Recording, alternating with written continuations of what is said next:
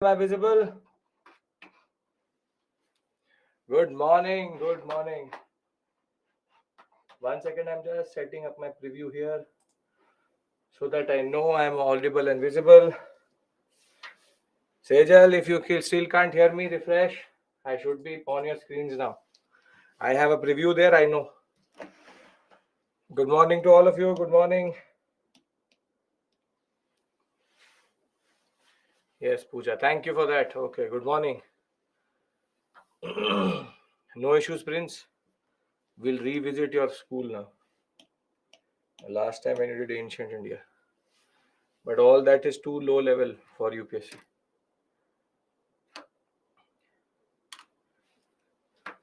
Good morning, good morning, good morning.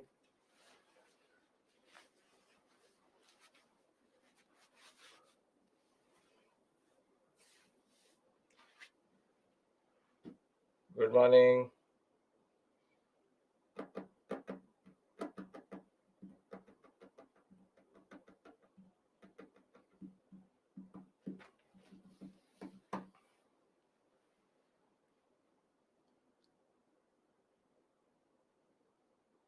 Well, perfect, Chaitanya. We'll wait for 2-3 minutes and then we'll start. We start a new journey. Yesterday we finished world history. Today we start a new set of issues.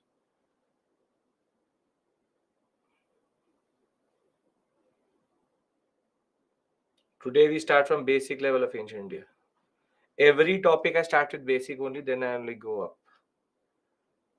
So it's not that there is basic and then there's advanced. We modulate in that way.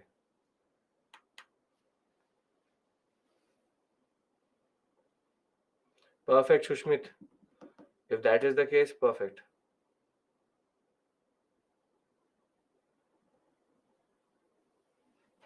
Grammatical mistakes also, Anjali, cannot be done according to schedule view.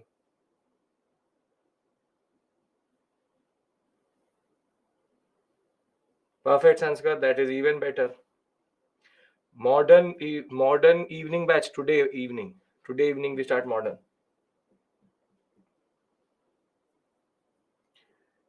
We need to study Homo sapien, Sachin. A little bit tangentially. We have to understand evolution.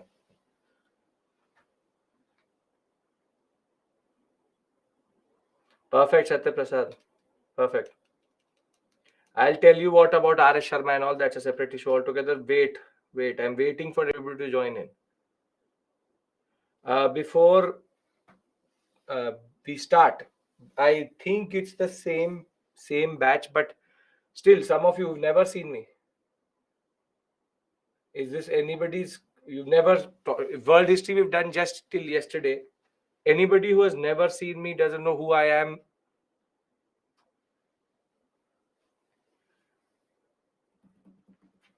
Most of you know me. I think 90% of you will know me because the batch is the same. Any specific person who does not know?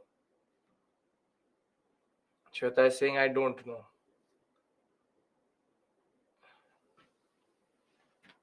Vanshika, I'll check. Let me check my own studio.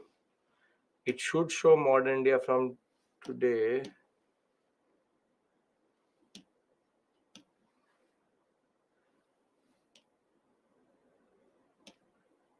I'll get that sorted. I get your point. Yes. I'll get it sorted.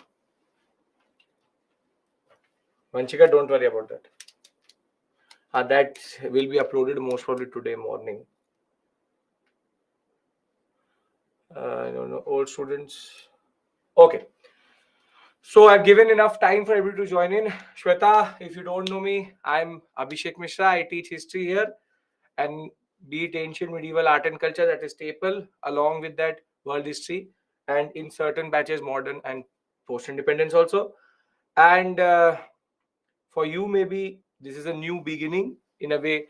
Doesn't really matter where you start with me. All of them are in themselves complete, be it modern India, ancient, or world history.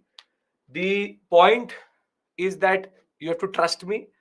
vis-a-vis the things which I'm telling you, specifically in ancient medieval, because this portion is extremely vast and the UPSC is very vague in this area. So you have to actually be very smart in covering this area, because there are certain areas in which you can go and then get, in a way, totally messed up. For example, Buddhism, Jainism. Students tend to start to become extremely engrossed in it, get lost there, but one question will come. So you know, or you should know where you have to start and stop. And for that, I am there. Don't worry. And I have trust issues. Then Madhur, you have to trust me. There is no other way, because if you don't, then you have to study all of this yourself.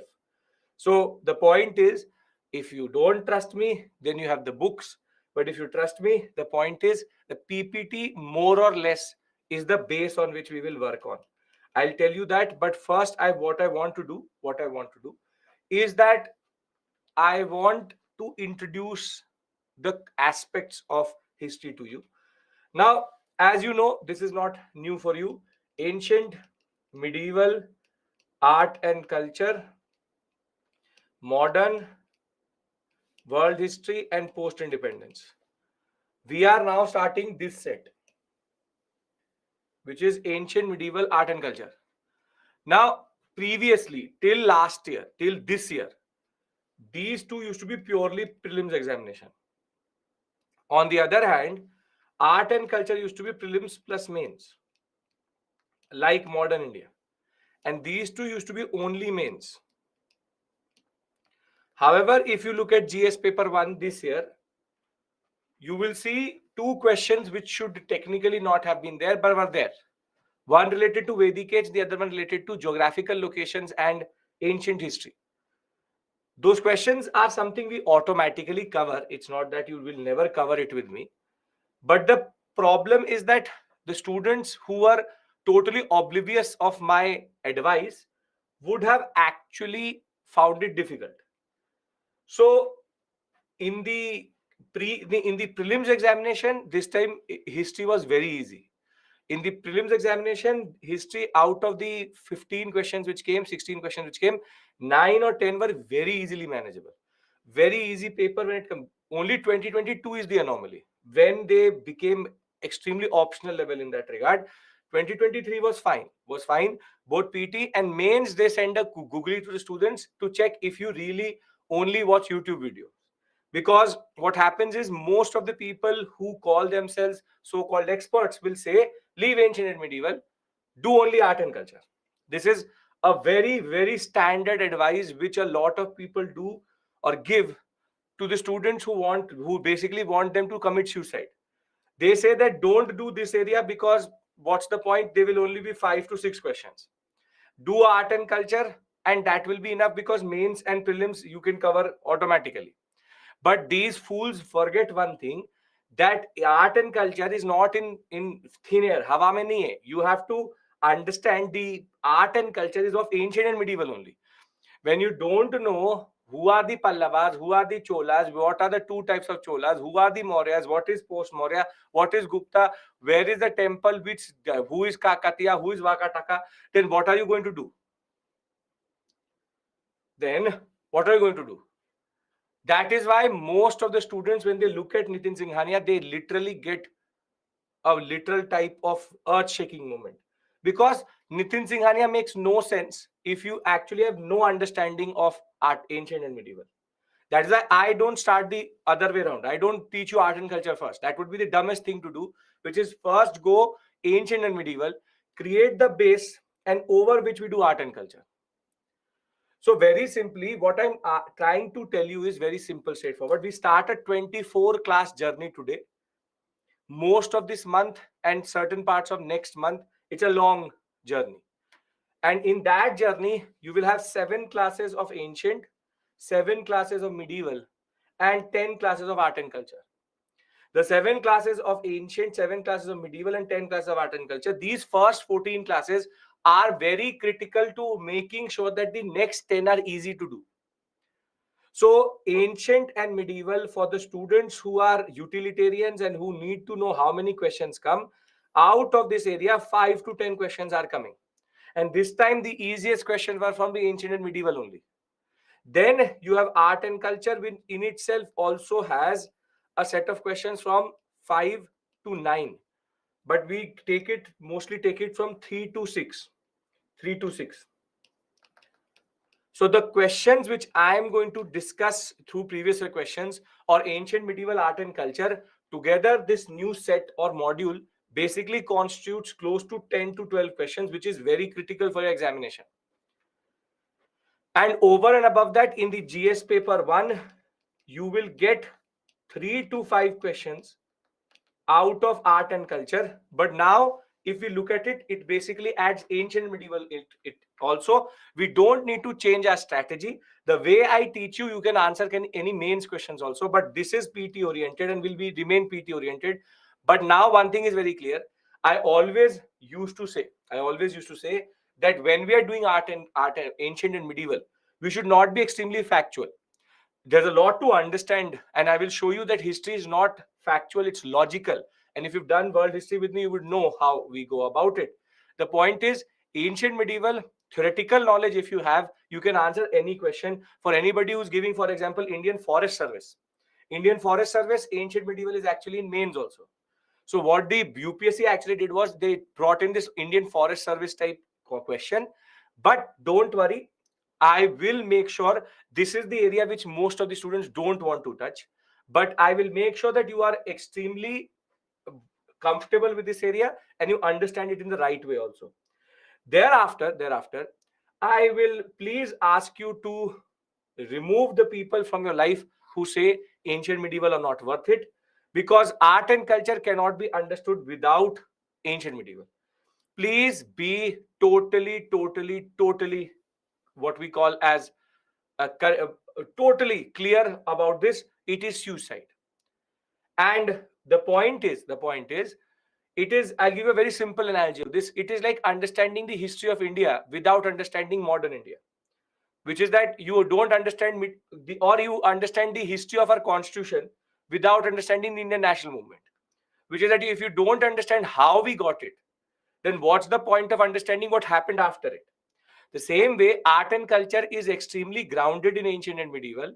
If you understand ancient medieval, art and culture automatically becomes easy and Nitin Singhania starts to make sense. So I'm giving you this advice very straightforward. Do not have to get caught up in these lies. Second, when I talk about ancient medieval, when I'm teaching you ancient medieval, see, the UPSC has been very vague. It has been extremely vague. As always, it has just written history of India. Now, history of India means that it can be anything. They have not given me a starting point. They've not given me an end point. So now it is on you and me to decide where we start and where basically, I know where the end point is, but the starting point is not given to me. Based on the questions and based on the pattern, I know where to start, but that is also in a way problematic because we start in anthropology in a way. I'll tell you. But it is interesting that sense. That way, it's actually very interesting. But when it comes to the prelim syllabus, UPSC is being UPSC, which is very vague. History of India is what is actually written. Now, with regards to the level, if you have endured world history with me, Tulsi and Prince, if you've actually done world history with me first, then ancient medieval level should not be a problem for you. Because world history is much more difficult than ancient medieval.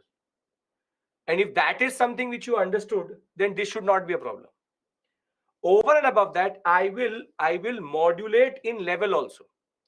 At certain points, I'll be teaching you very basic NCERT level, but I'll increase the level to optional, then to academic, then bring you down. So that you leave to me. I will just say you have inhibitions, you have fears, keep them aside. With an open mind, start ancient medieval with me, and I trust you, or rather you should trust me that by the end of this journey, it should not be a problem.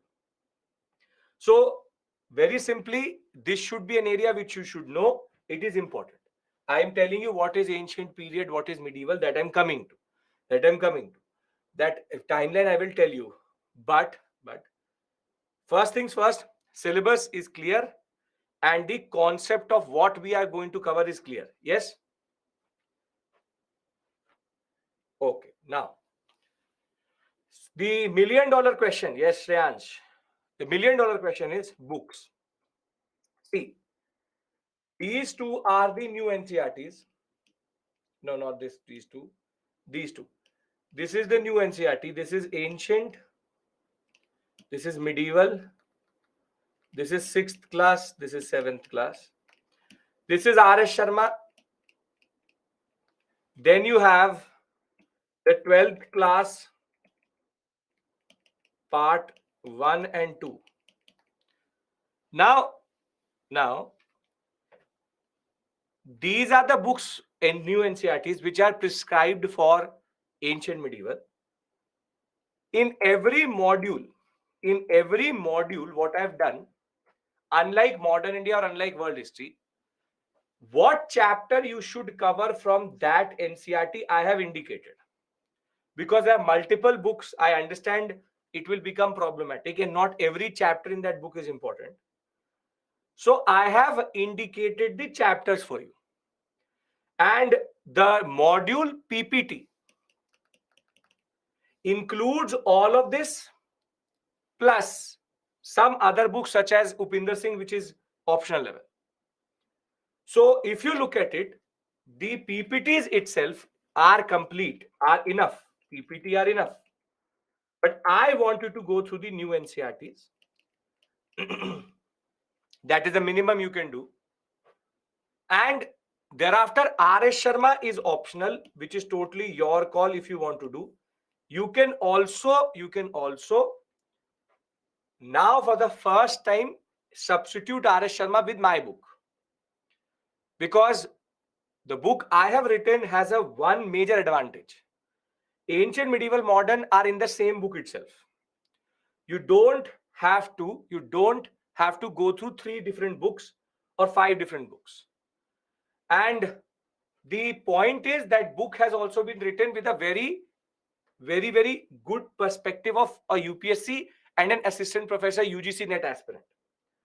So very simply, the book, you need the name, is called UGC NET Paper 2 History, and you'll find it's by Pearson Publication. You'll find it on Amazon. This is totally between you and me. There's no one else in between. If you want to buy it, you buy it. If you don't want to buy it, totally your call. And UGC NET Paper 2, this basically UGC NET is the paper for assistant professorship. It's a bigger umbrella. UPSC syllabus is a subset of that umbrella. Now, when we were writing this book, a NET perspective was brought in, but a UPSC perspective was also brought in. So it is available on Amazon. I think 480, 490. It modulates up and down as per the sales which are there.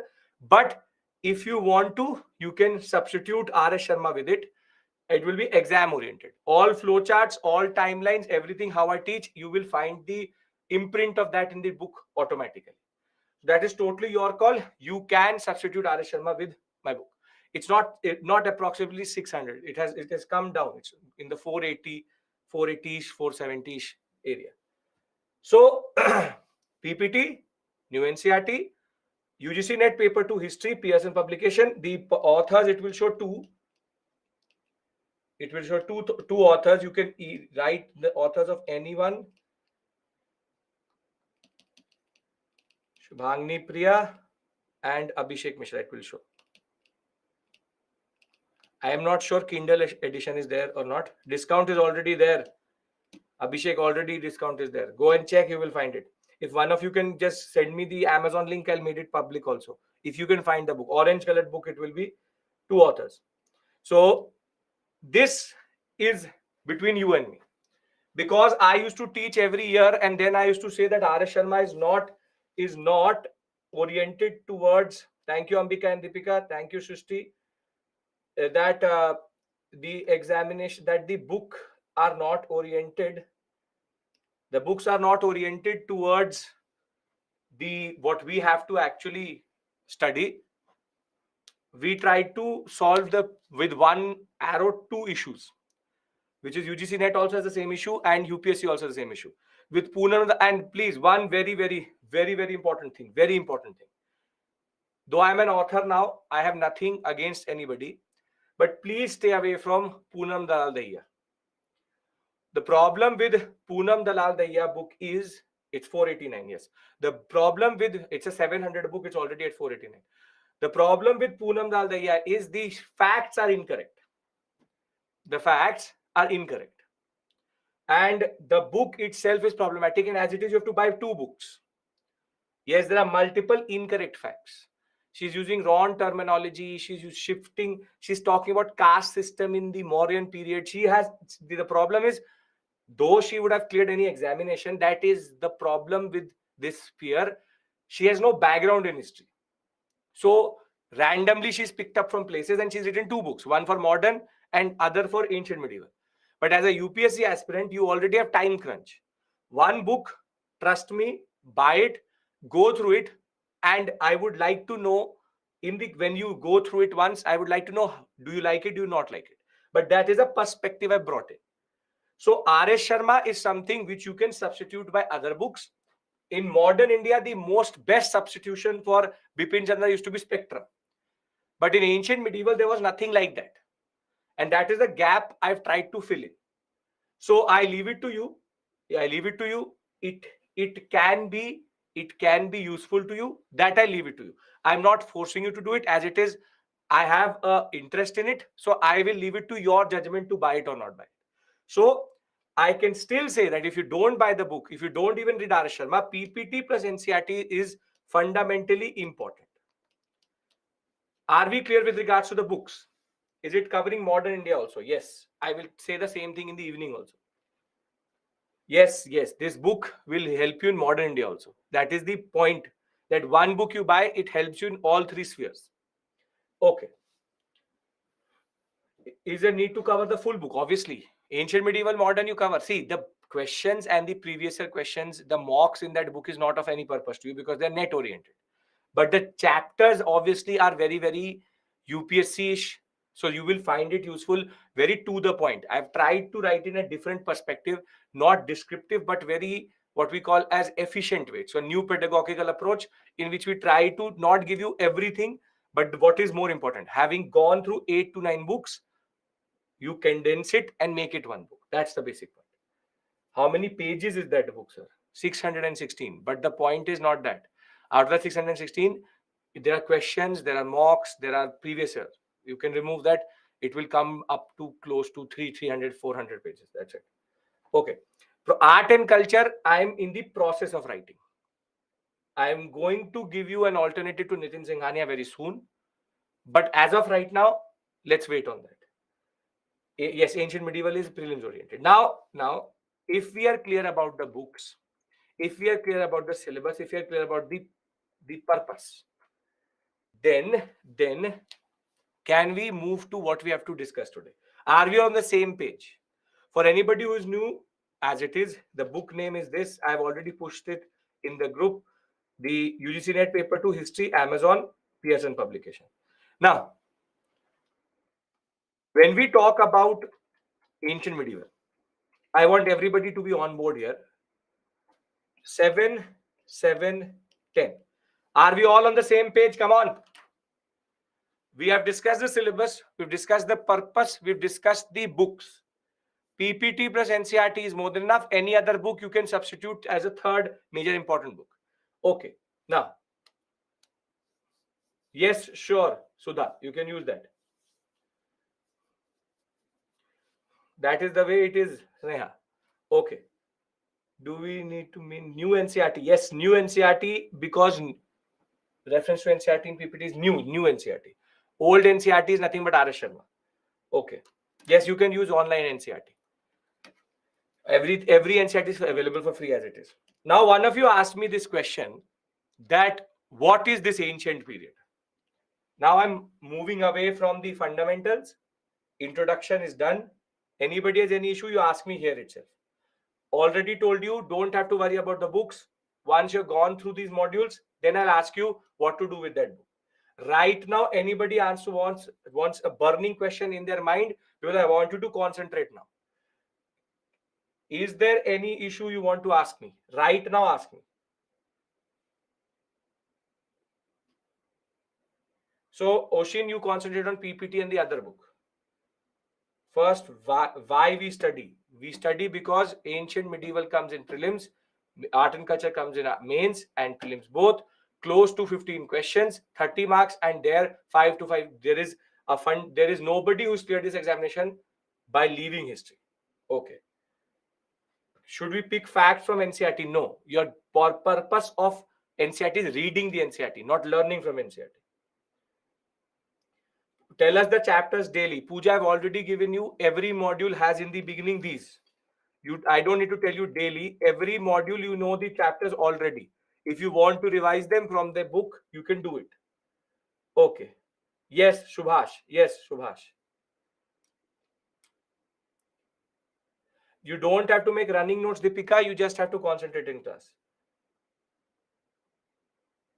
Recorded lessons are done for new NCERT. New NCERT.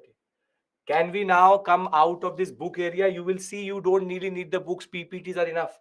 But I have to tell you to go through the NCERT because UPSC claims to read the NCERT. Okay. Now please concentrate. Your burning questions are over. Why are we doing it? Because we want to clear UPSC. Do you really need to do it? Yes, you have to do it. Third, if anybody is telling you leave ancient and medieval, leave that person. And fourth, very simply, this is a critical zone. Cannot ignore it because art and culture will not make sense without ancient medieval. And as it is, this is close to 30 marks, 30 to 40 marks in the prelims examination. And from the perspective of mains, even bigger, close to 50 marks. So nobody is going to ignore anything. How to use PPT, I will tell you first. Let me go through the PPT once. Okay. Don't have to learn from the NCERTs, only have to go through them once. Cursory reading is the word which you have to do. Just go through the NCERTs are available online on free of cost from the NCERT website. Don't have to, the PPT are going to come to you. The book which I have written, you have to buy it yourself. That's totally your call. And the RS Sharma is again available. If you want it also in online mode, everywhere you will find a PDF. But I don't want to do that. I want you to concentrate here. If you are here, don't worry about the books.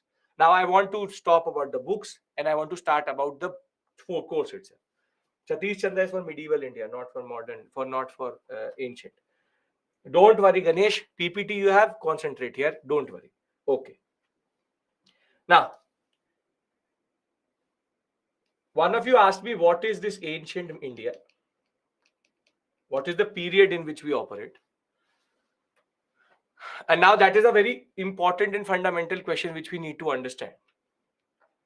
See, because UPSC has not given us a starting point, I take the starting point when we start to leave evidences of our existence on this earth.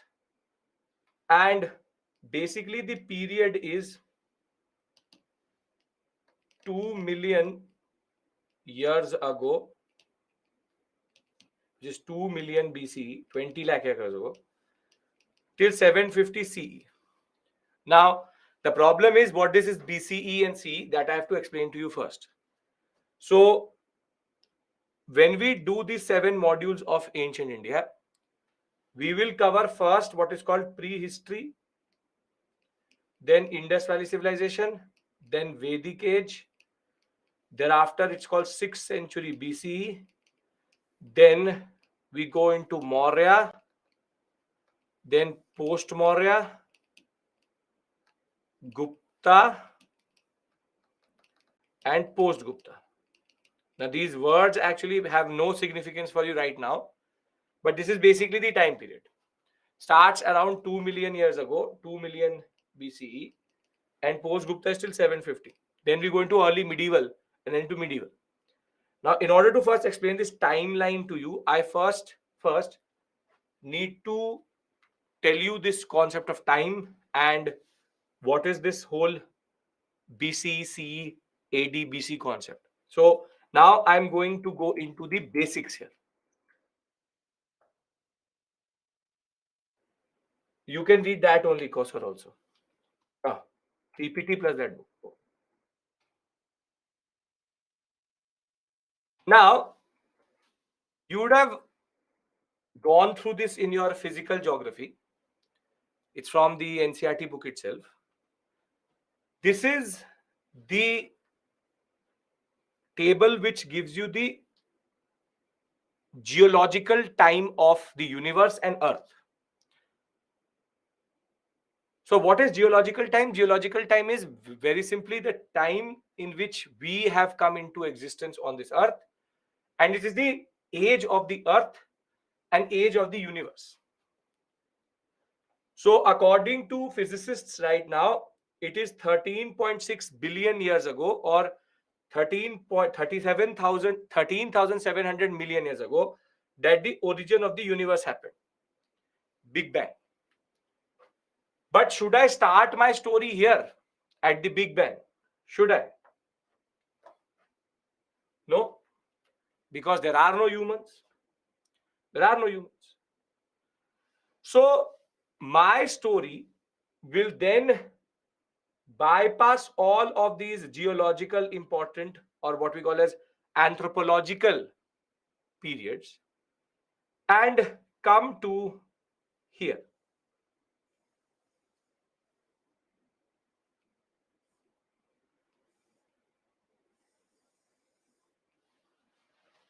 Which is when the early humans appear. Early humans appear. But what you need to understand is that time is divided into different, what we call as values. So you have, for example, when you discuss any form of length, you have millimeter, centimeter, meter, kilometer. This is how you divide length of something. Same way you divide time also. So you have eon, era, period, epoch, age. Think of it like this, that this is basically kilometer, this is meter, this is centimeter, this is millimeter, and this is nanometer. That the biggest unit which we have of time is eons. Eons are billions of years together. Then you have several 100 million years, which is era. Thereafter, you have tens and several 100 years of million years, which is period. But the word which is important for me is epoch. 10 of million, meaning 10 million, 20 million, 30 million. When you have 10 million, 20 million, 30 million, it is called an epoch. The smallest unit is 1 million year, which is age. The word epoch I'm going to use with you, and that you need to remember. Now, UPSC still has left a lot of deciding where to start on me. So now I need to explain to you what is this concept of time and why am I starting with the early humans and what is the point of starting there. Now, first things first, I've done this exercise with you previously also. What is the significance of these words? These refer to geological time units. So the same way you have measurement units for kilometer, liter, milliliter, same way. So it's basically a unit of time. That way.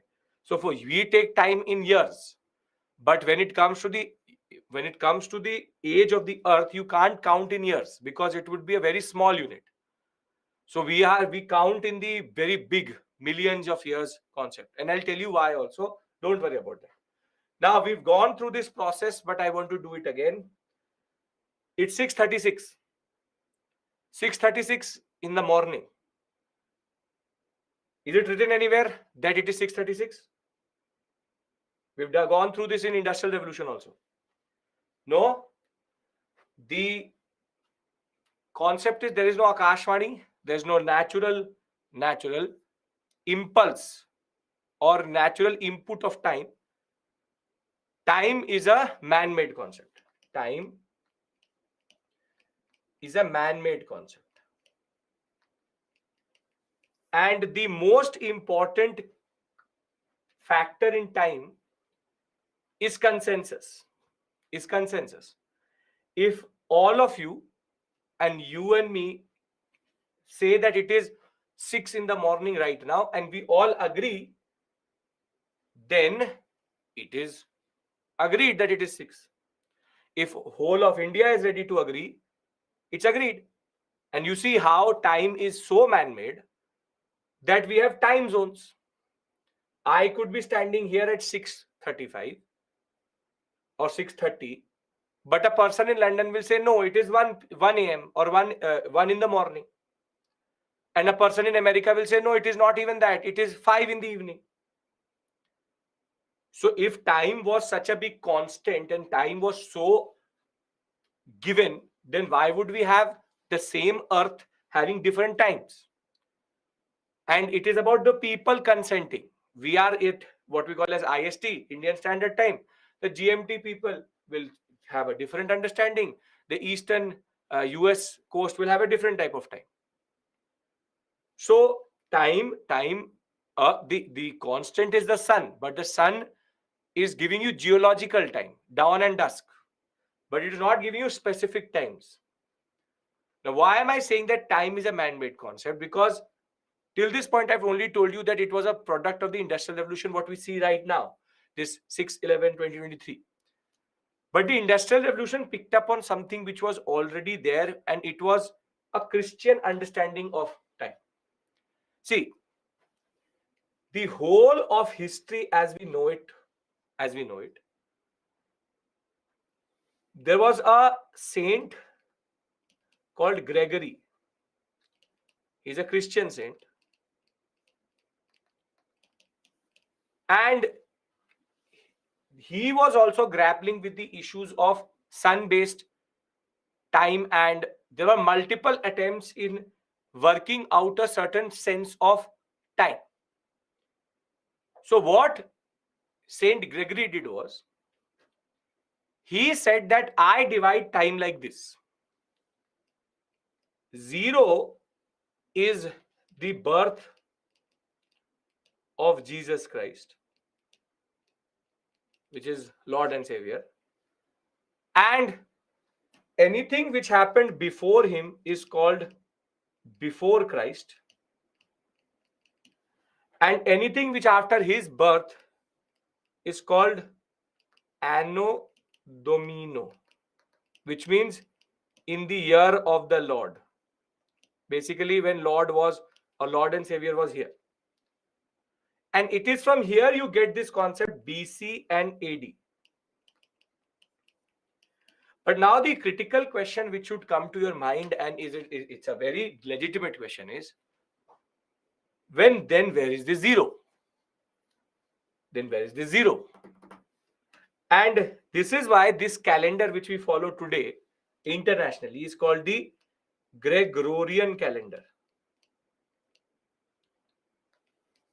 Gregorian calendar, this concept of January, February, March, the concept of 365 days, and this concept of division of time, today it is not 8/11/2023. It is actually 8/11/2023 CE or AD. We remove that AD, but the basic point is this Gregorian calendar bases its understanding on this, that the birth of Christ is 0.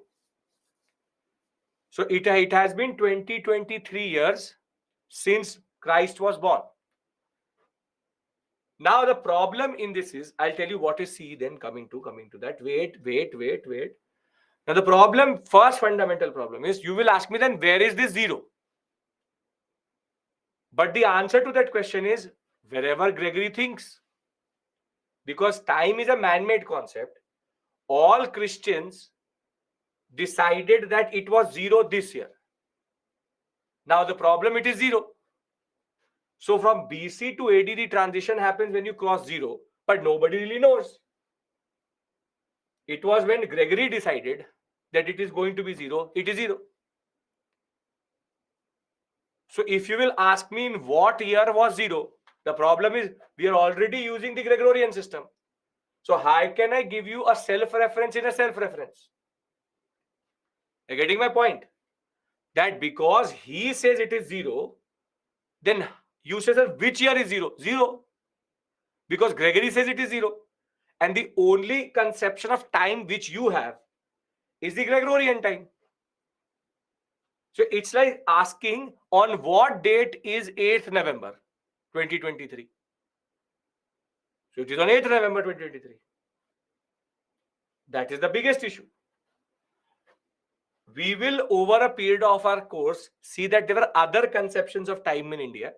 We'll discuss Saka, we'll discuss Vikram, we'll discuss Gupta calendars.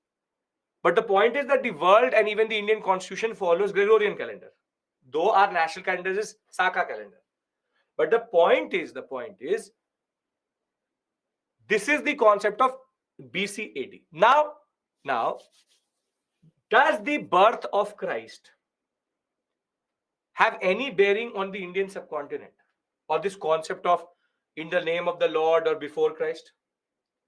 So birth of Christ, we don't know. Yes, that is the point. Yes, that is the basic point. We know he was born. He was born at 0. Now you're asking me, where is 0? 0 is 0. You get the paradox in this problem, that you are asking me within the Gregorian calendar, the point where birth of Christ is. That is still 0.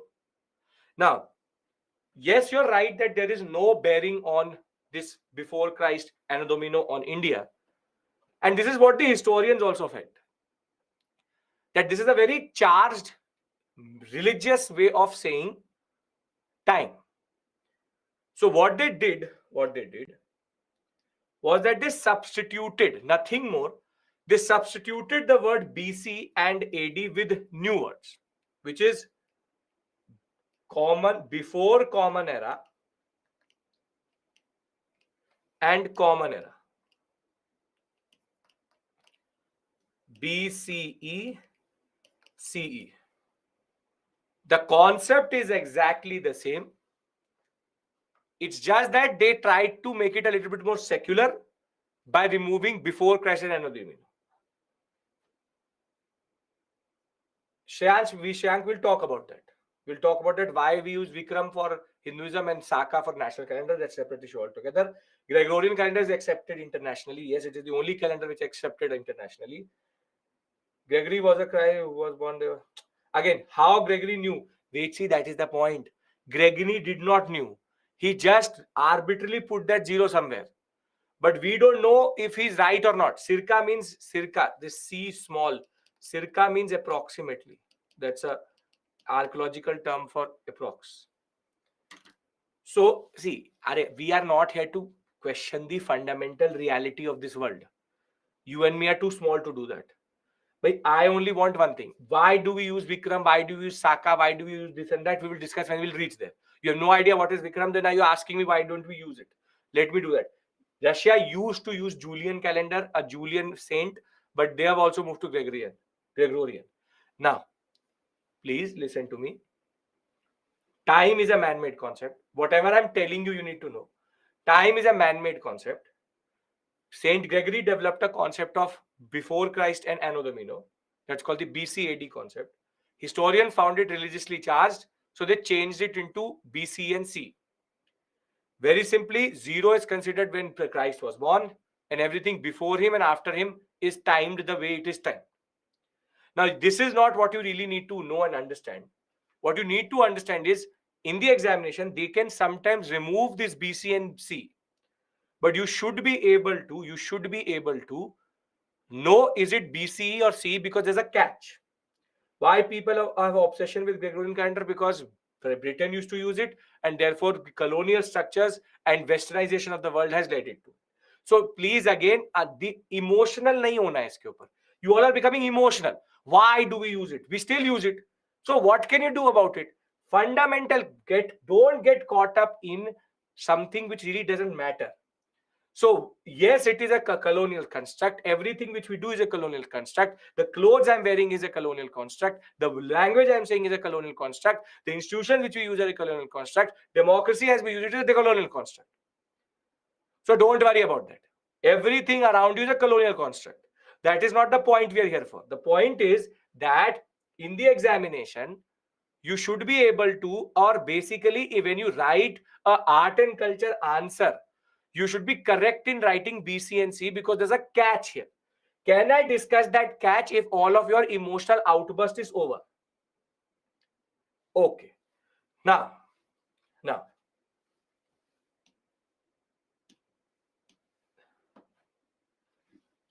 See, what is more important to you and me is how they place this whole concept of B, C, and C. And if 0 is here, BCE and CE is here, it basically works like a number line. It basically works like a number line. Here it is like negative, and here it is like positive. Why am I saying it? Because a lot of students, when they see a mains question, when they see a prelims question, they can't understand one thing. Why is that it is written like this? Or it is written like this. This makes no sense because the bigger value is first and the smaller value is afterwards. And the reason is these are dates in BCE. In BCE, the more closer you are to 0, the bigger that value is. How? -3 is a bigger value or -1?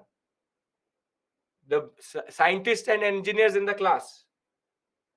-1. So that ways, what happens is that 2000 BCE and 1000 BCE, which is the closest to us? Which is the closest to us? 1000. Because it is somewhere here and this is somewhere here.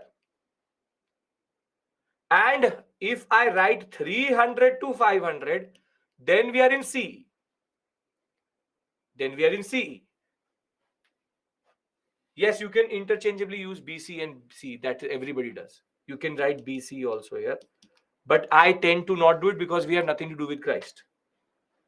So 300 to 500, what I mean to say is there's a thumb rule. The thumb rule is higher, lower, it will be BC. Lower, higher, it will be CE. One more thing, tell me one thing. If I'm at 1500 BCE and if I'm at 1500 CE, how many years are in between these two? How many years are in between these two? Very good. 3000. Basically, I came from 1500 till 0, that is 1500 years. And then from 0, I went to 1500 years. So I add both of them. Now, basically, today, as we are today, we are 2023 years away from that 0. And if you can remember this thumb rule, you will never ever write the wrong dates in the examination. Because this is something which everybody should know, which is the concept that if you have, for example, 10,000 to 5,000, this has to be BC. And if it is 100 to 200, it has to be CE. This is a very important concept you need to understand. Anybody has any issue here? No? Now one of you asked me, then what is the timeline of history? I'll give you a very simple snapshot of it. See, sir, in common era, concept of 0 is the same. Yes. Everything is same. Naam change kar diya. That's it. Why do we say 1 year ahead then? Who said that it is 1 year ahead? I don't do that. That number line thing, +1. I don't care about it. It's not a CSAT question. We don't do that. We say if you are in 1500s, you call it 16th century. That is 1 plus. I don't know where you're adding that +1. Not a maths problem. Okay. What do you mean by 500 to 300 BC? That you are 500 years away from 0 to 300 years away from 0. That is the point. That is a period of 200 years before the birth of Christ. I'll give you some. Again, don't go into the Christ thing, Chile. Some places we see after Christ. What I'll tell you. See, the problem is you remove that Christ from your mind and you just listen to this. See, Indian history, if I have to give you the timeline, you will understand it like this. 2 million BC to 10,000, then 10,000. I'm giving you basically what we have to cover in ancient India, but now with dates. And you will then realize how this time is divided. Because it's a Gregorian thing, but still we use it in this way. That is why we use the Gregorian calendar, but for our own periods, so that we can align our civilizations with the world, because the world follows it. Okay, century calculation is very straightforward. If you are in 1400, it is called 15th century. Whatever the number is, one forward. We are in 21st century. Are we in 2100? Use it, remember it like this. Are we in, no, na, we are in 2023, but we call it 21st century. One forward. So if we say 500 BC, it means yes. If I say that 500 BC, how far is it? It is 2023 plus 500. Yes, 2523 years ago. So that period is 2523 years ago. Yes, that is the way we calculate it.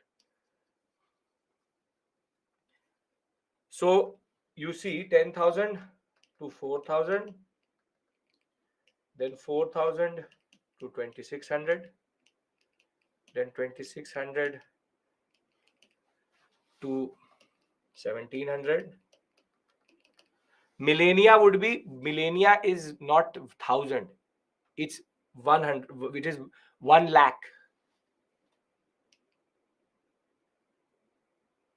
1,500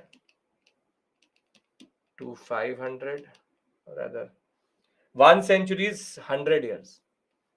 इतना मुश्किल नहीं है. Century, Kohli is hitting century after century. What is 1 century? 100 years. First century would be 0 to 100. And nobody is asking you to write these things. I'm telling you how to read history. This thing is something which I cannot also do, but I want you to understand history, and then you will understand the logic of it. Okay. After 700, write down 1,500. Where 200 gone? I will tell you that. Good question. Trust me, whatever I'm writing it very strategically. So that 200 years has gone somewhere. I will tell you where it has gone. Okay. You have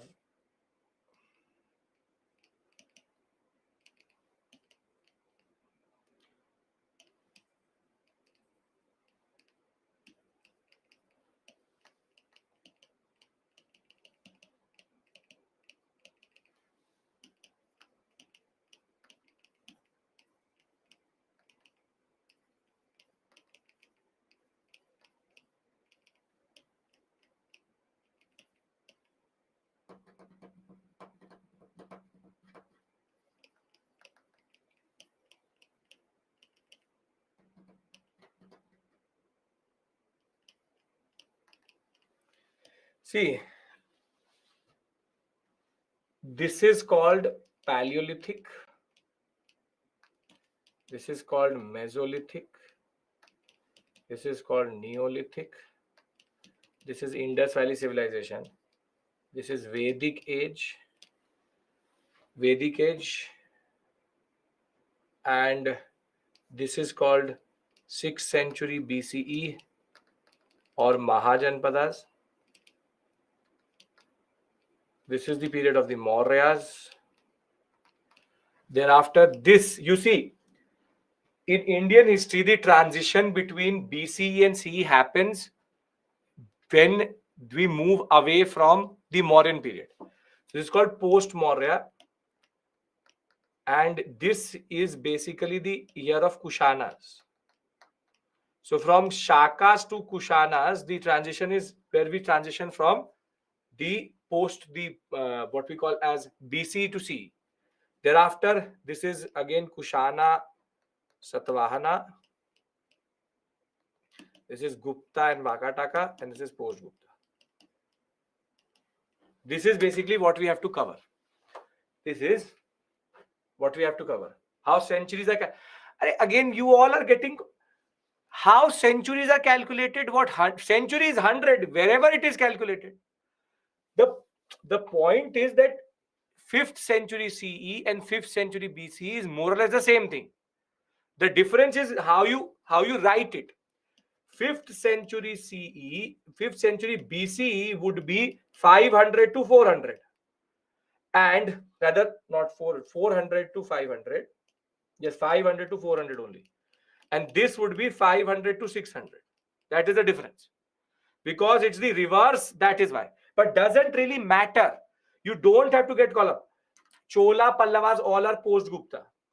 So very simply, please understand this point. It's not called, it's a name. It's called 6th century BC. It's a name, though it starts in 500 only. The point I'm trying to argue here is, please don't complicate something which is not complicated. Please don't do that. So very simply, what I'm trying to argue is, this is how our history is divided. BCE to CE. Transition comes between BC and CE like this.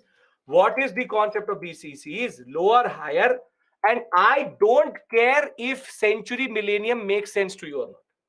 Because what you're doing is you're complicating something which is not complicated. Century is always calculated one forward, but it will become one reverse when it is in BCE, because BCE works like that. But I am not asking you to do that.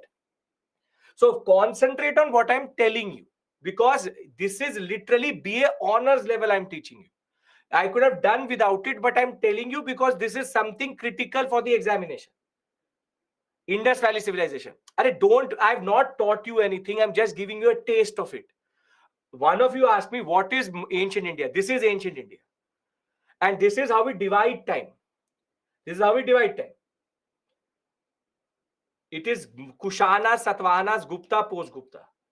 So are we clear with regards to the concept that what is BCC, higher, lower, BCC, calculation and syllabus, and what we've done till this point? I've not taught you 1 ounce of anything.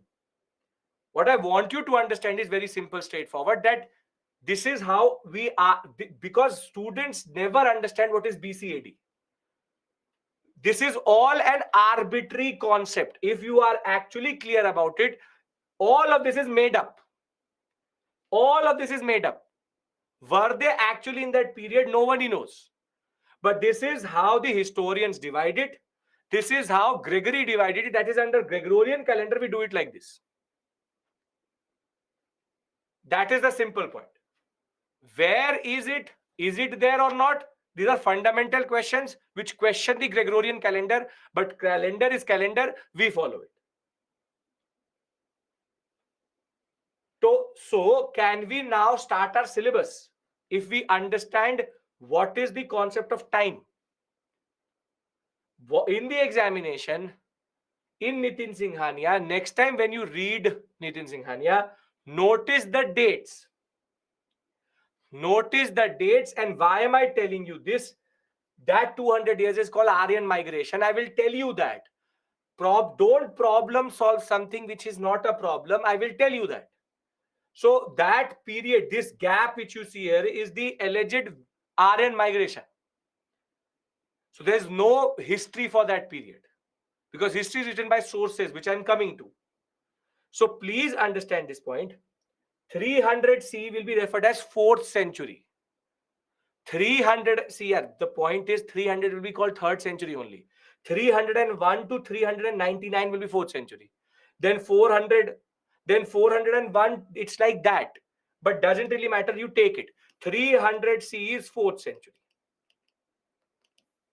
And 300 BCE is also 4th century. Acceptable? 1 plus is century. Anybody has any issue in that? Now that century is gone. We don't know even who was Aryan. Anjali, let me tell you that. Don't tell me who are the Aryans. There is a lot of evidence who are Aryans. So don't move. See, I want patience from you.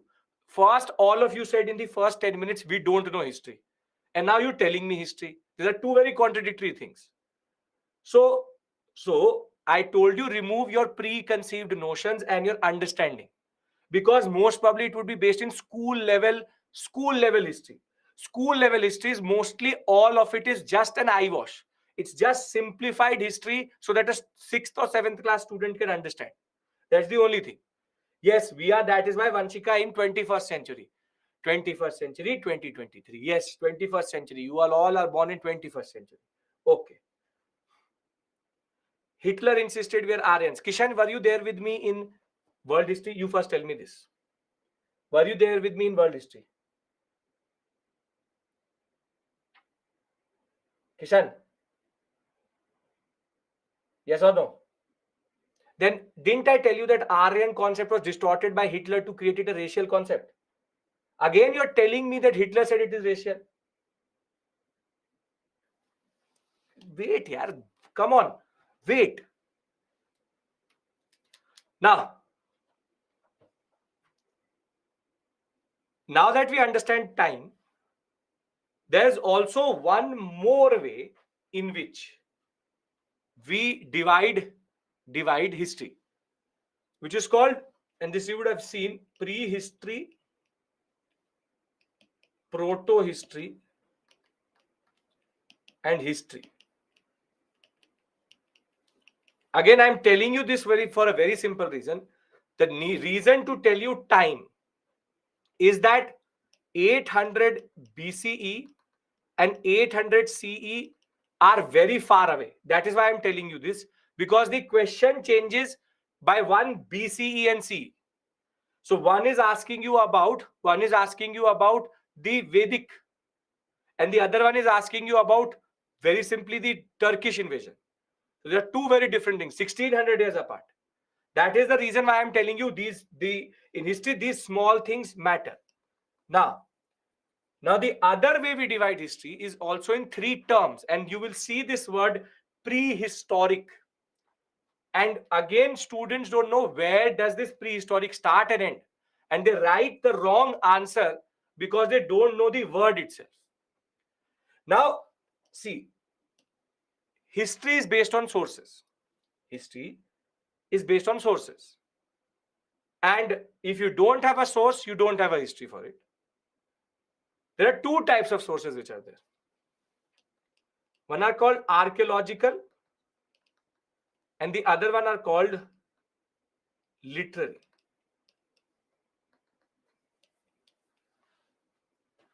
Archaeological sources are material sources. For example, monuments, sites, artifacts. If today this building collapses with this vacuum, with this pen, with this bottle, and after 10,000 years, somebody excavates this area and they find this vacuum, this pen, and my bones, and this what we call as a pen. These are called archaeological facts. These are called archaeological evidences, artifacts. They are the material remain of the past. Material means have physical form.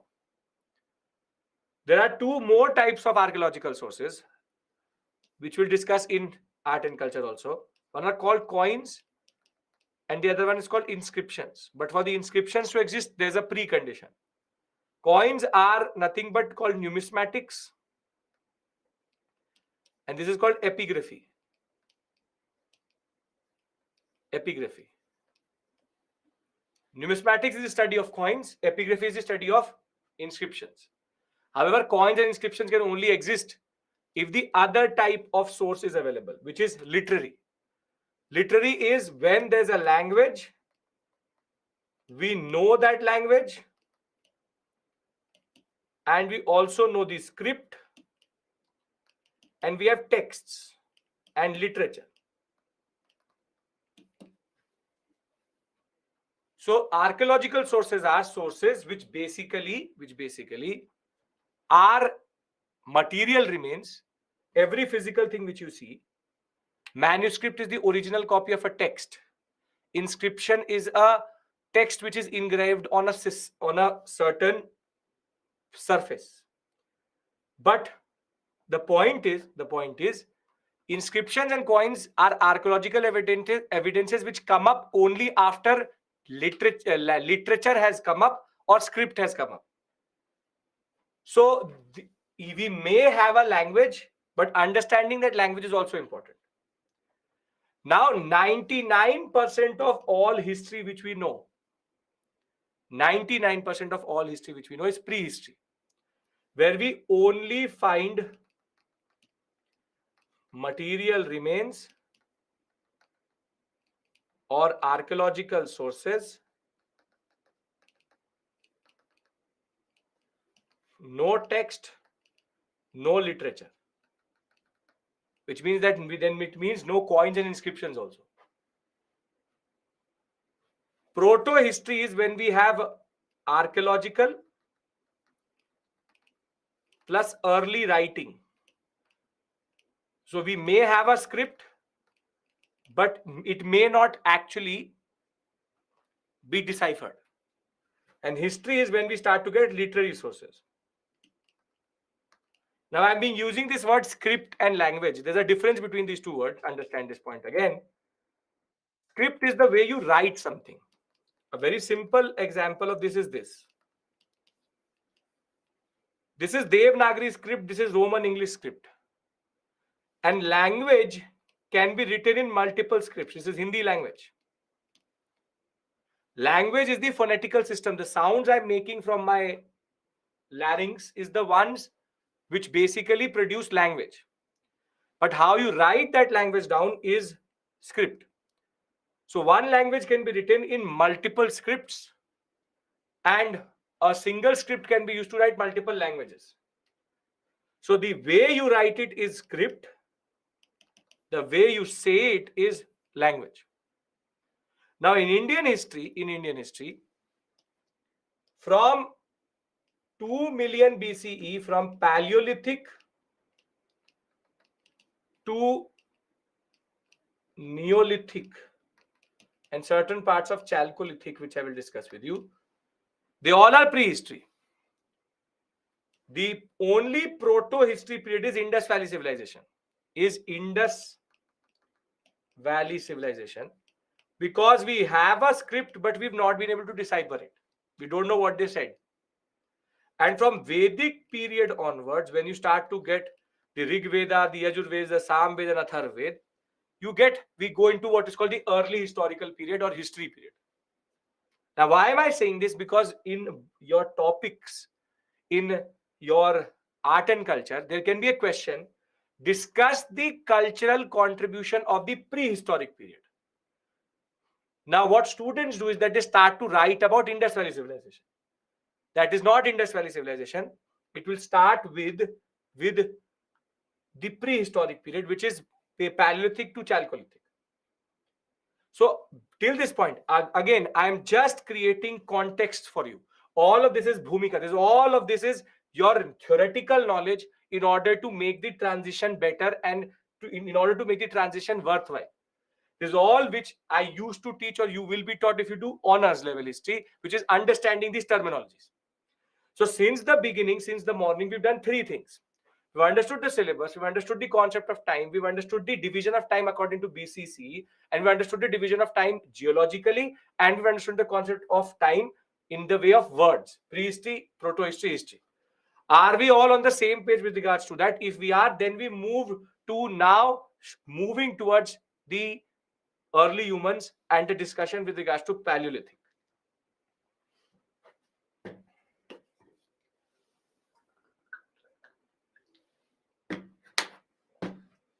Yes. Okay. Everybody needs to say yes. It's the morning. Akula, other types of calendar, I will tell you when we will reach there. Post-Mauryan calendars make sense when we do post-Mauryan. If I say to you that Vikramaditya defeated a Shaka king, it is literally words for you. So let me reach there first, right? Okay. We've done script. We've done the geological time. or rather we've done division of time according to history, we've done the basic timeline, and we've done this concept. Now I'm starting the division, or we're starting basically Paleolithic. This is from where till this point everything was context. Now you are theoretically there to understand what I'm going to say from this point forward. Now the question is, UPSC did not say where to start. UPSC did not tell me where to start. So I need to start somewhere for sure. So I enter the story and I take you with me into that story just before we start to create evidences of our existence. See, what are we? What are we? What are we? We are not monkeys. We are not monkeys. We are the same family. We are humans. But we have a technical name. What is that technical name? Humans is the larger word. We are called Homo sapiens. We are called Homo sapiens. This Homo word is basically the family which come out of hominid. Hominid means human-like. It's a scientific word, yes. This is anthropology. For students of anthropology optional, they would know. Basically, this is called human evolution. Darwin. Now, Homo sapien means that it's not that we fell from the sky and we came up like this, which is Homo sapiens. No. We have evolved over the evolution of the earth itself, which is that as the earth was evolving, life was also evolving on the earth. And we see our ancestry linked to the chimpanzees and apes. Hominids means human-like.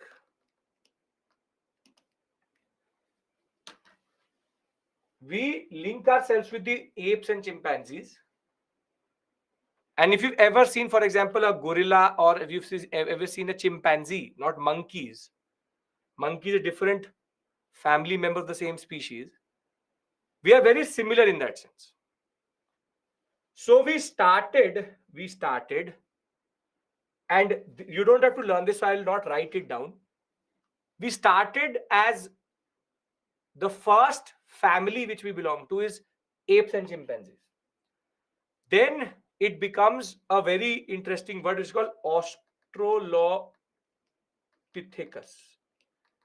This is our second family. From ape and chimpanzees, we become Australopithecus. Don't have to remember this. Australopithecus, there are multiple types. Ghari, Afarensis. And it is the Australopithecus which then evolves into the first human species, which is called Homo habilis.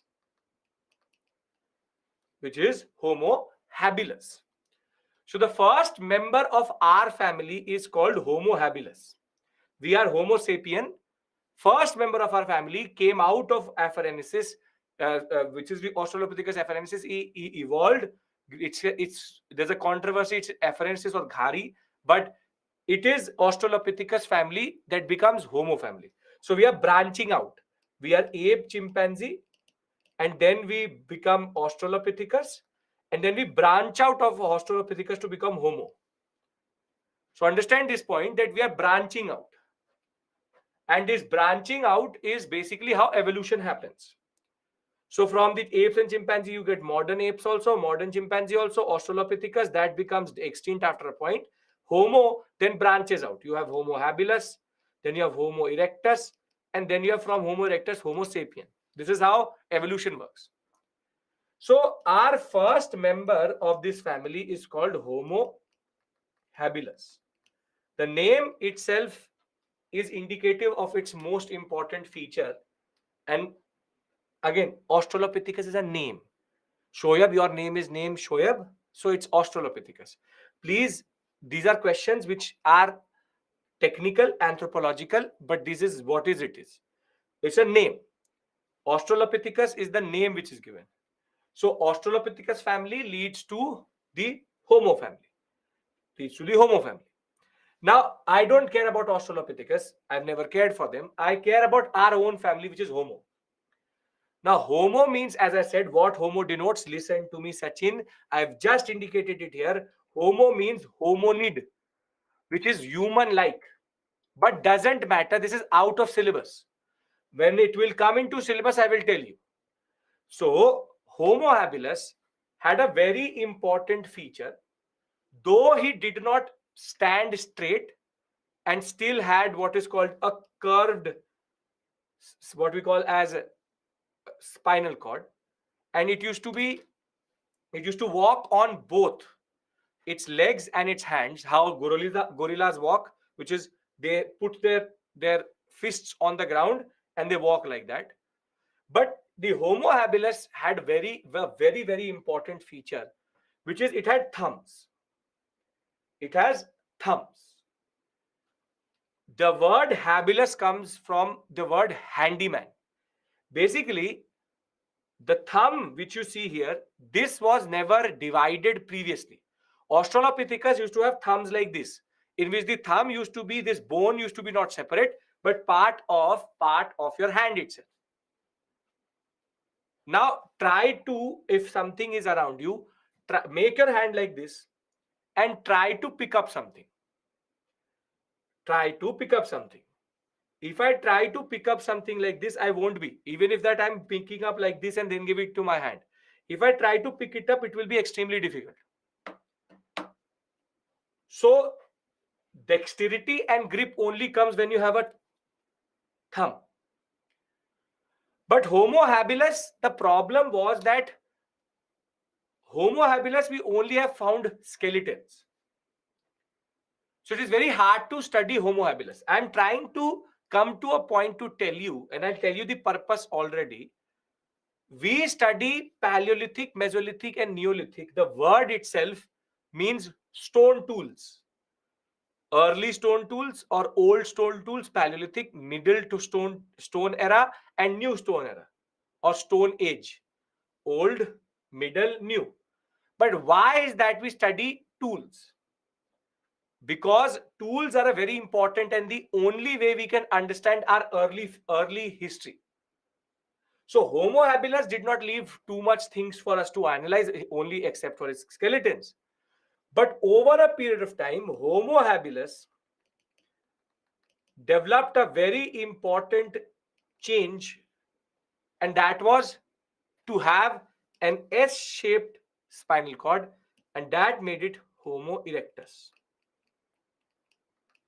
Homo erectus. For the first time, we became bipedal, which is using the fluid in our ears, we were able to balance ourselves on two legs. And by standing on two legs, what do you free up? By standing on two legs, what do you free up? Hands. And when you start to free up your hands, now you can do things. So you have standing on S-shaped. You have a S-shaped spinal cord. So Homo erectus is a major breakthrough. And it is from here, this point, that our history starts. Because Homo erectus started to develop tools. Tools basically are rocks which were manipulated to create certain, what we call as tools or certain devices which could be used to assist them in hunting or gathering. But the problem with Homo erectus was that its size of brain was a little bit small. And what differentiates you and me and from a Homo erectus, which is the next, is Homo sapien, is basically called cranial capacity.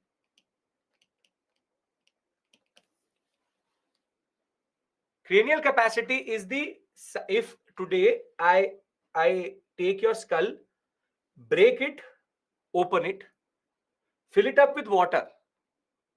What will I get? Area or volume? I'll get area or volume? I'll get volume. Basically, cranial capacity is the volume of your skull, and it is calculated in cubic centimeters. So it's called cc. Your bike, your cars are also calculated like that only. 1500 cc, 200 cc, 300 cc, 150 cc, cubic centimeters. Now the point is the way we evolved is that our jaws became smaller. This jaw became smaller, but our brains became bigger. Our brains became bigger. So you can see that if I look at a gorilla, or if I look at this point, which is from where we start to evolve, the jaws are very big, but the brain is very small. And what differentiates us from Australopithecus is also this, which is brain size is very small, jaws are big. But as you move towards Homo sapiens, from Homo erectus and Homo habilis, Neanderthal is also Homo Neanderthal. You see here, Homo Neanderthal. The point is, our brain size is changing. Now, what is the size of your khopadi? It is 1400 to 1450 cc. If I break your head right now, it will come in between this only.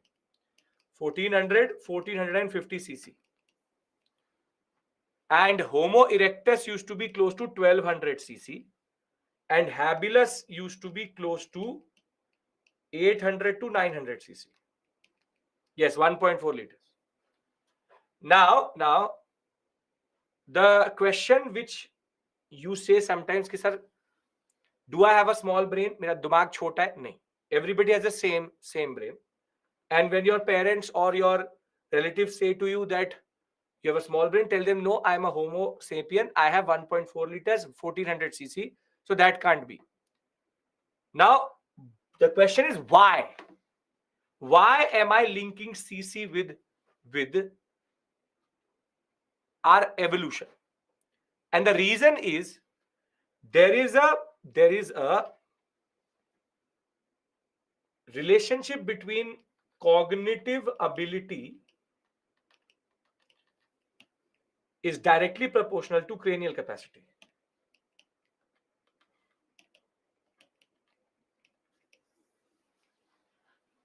See, meaning cognitive ability is the understanding of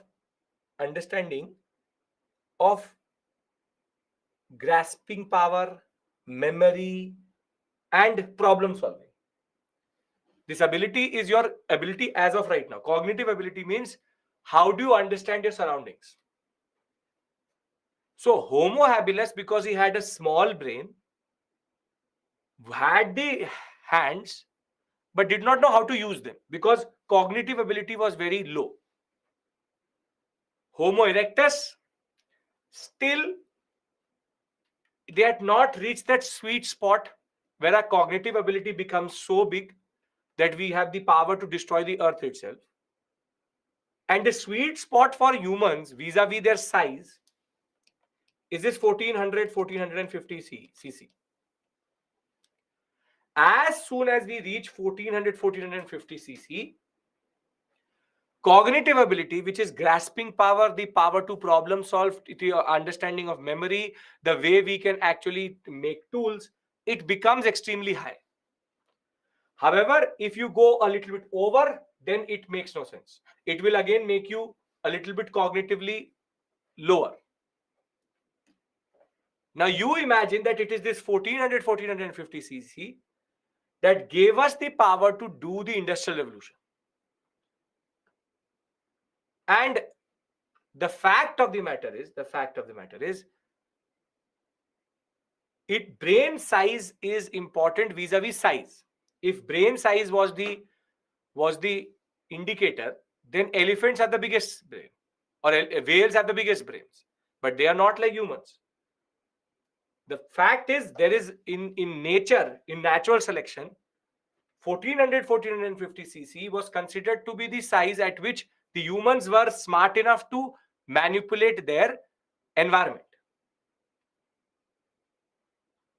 So it's the optimal level. It is the right, according to our physiology. If you go over and under, it mostly starts to mess up your cognitive ability. Cognitive ability is people who have low cognitive ability still have, yes. Oshin, don't link IQ with cognitive ability. People who have same, everybody in this earth except for certain people who may have birth conditions, everybody who has been born normally will have the same exact cranial capacity. Everybody has the same brain. It's how you use it, it matters. So it's like everybody has the same cranial capacity. Everybody has the same brain development also. It's about how IQ is a separate issue altogether that is linked to your socio-economic condition, your education and everything like that. The simple point which I'm trying to argue here is cranial capacity is important to understand humans. And why do we actually study cranial capacity? The reason is very simple. Cranial capacity is equal to cognitive ability, and cognitive ability is shown by humans in tool making. Now do you get it why we divide it as old Stone Age, middle Stone Age,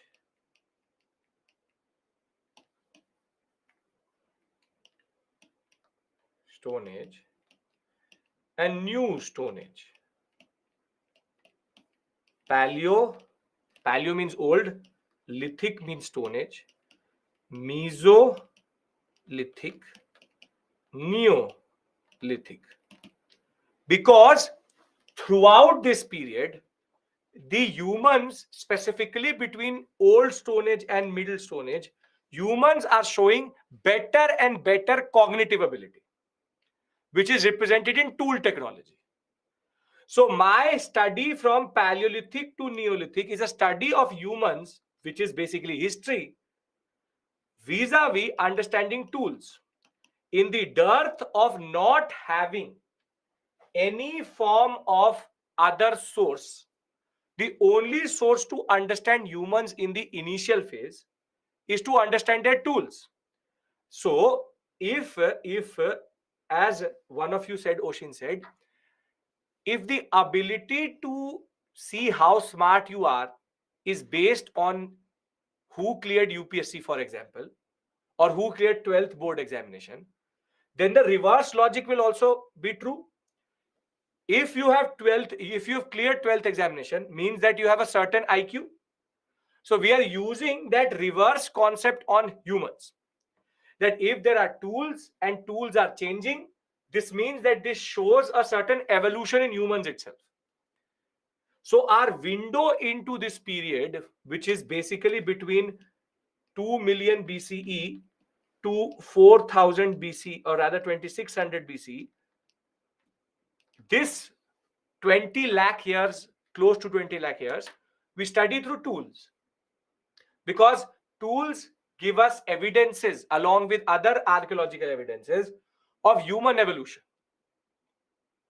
And therefore understanding humans through their bones, their tools, is the study of Stone Ages.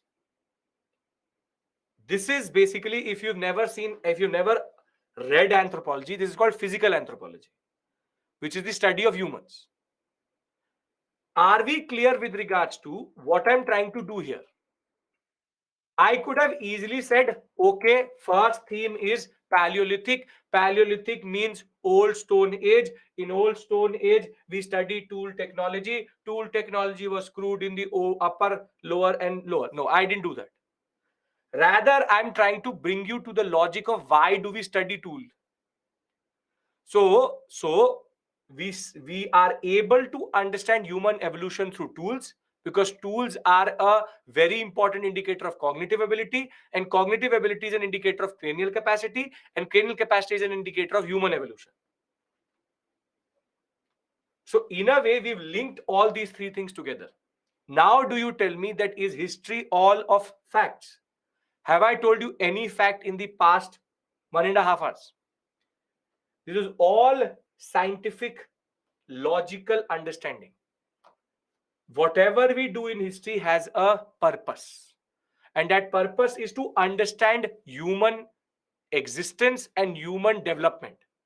And our story starts at 2 million BC, and in dearth of any form of source other than skeletons and tools, we have developed a certain method through which we link the development of humans with tools in order to link their development as cognitive beings, and therefore evolution of humans can be understood through tools.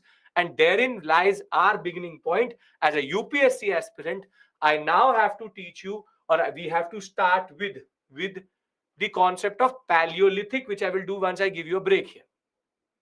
But the point is, no, history is not ratification. That is a school level.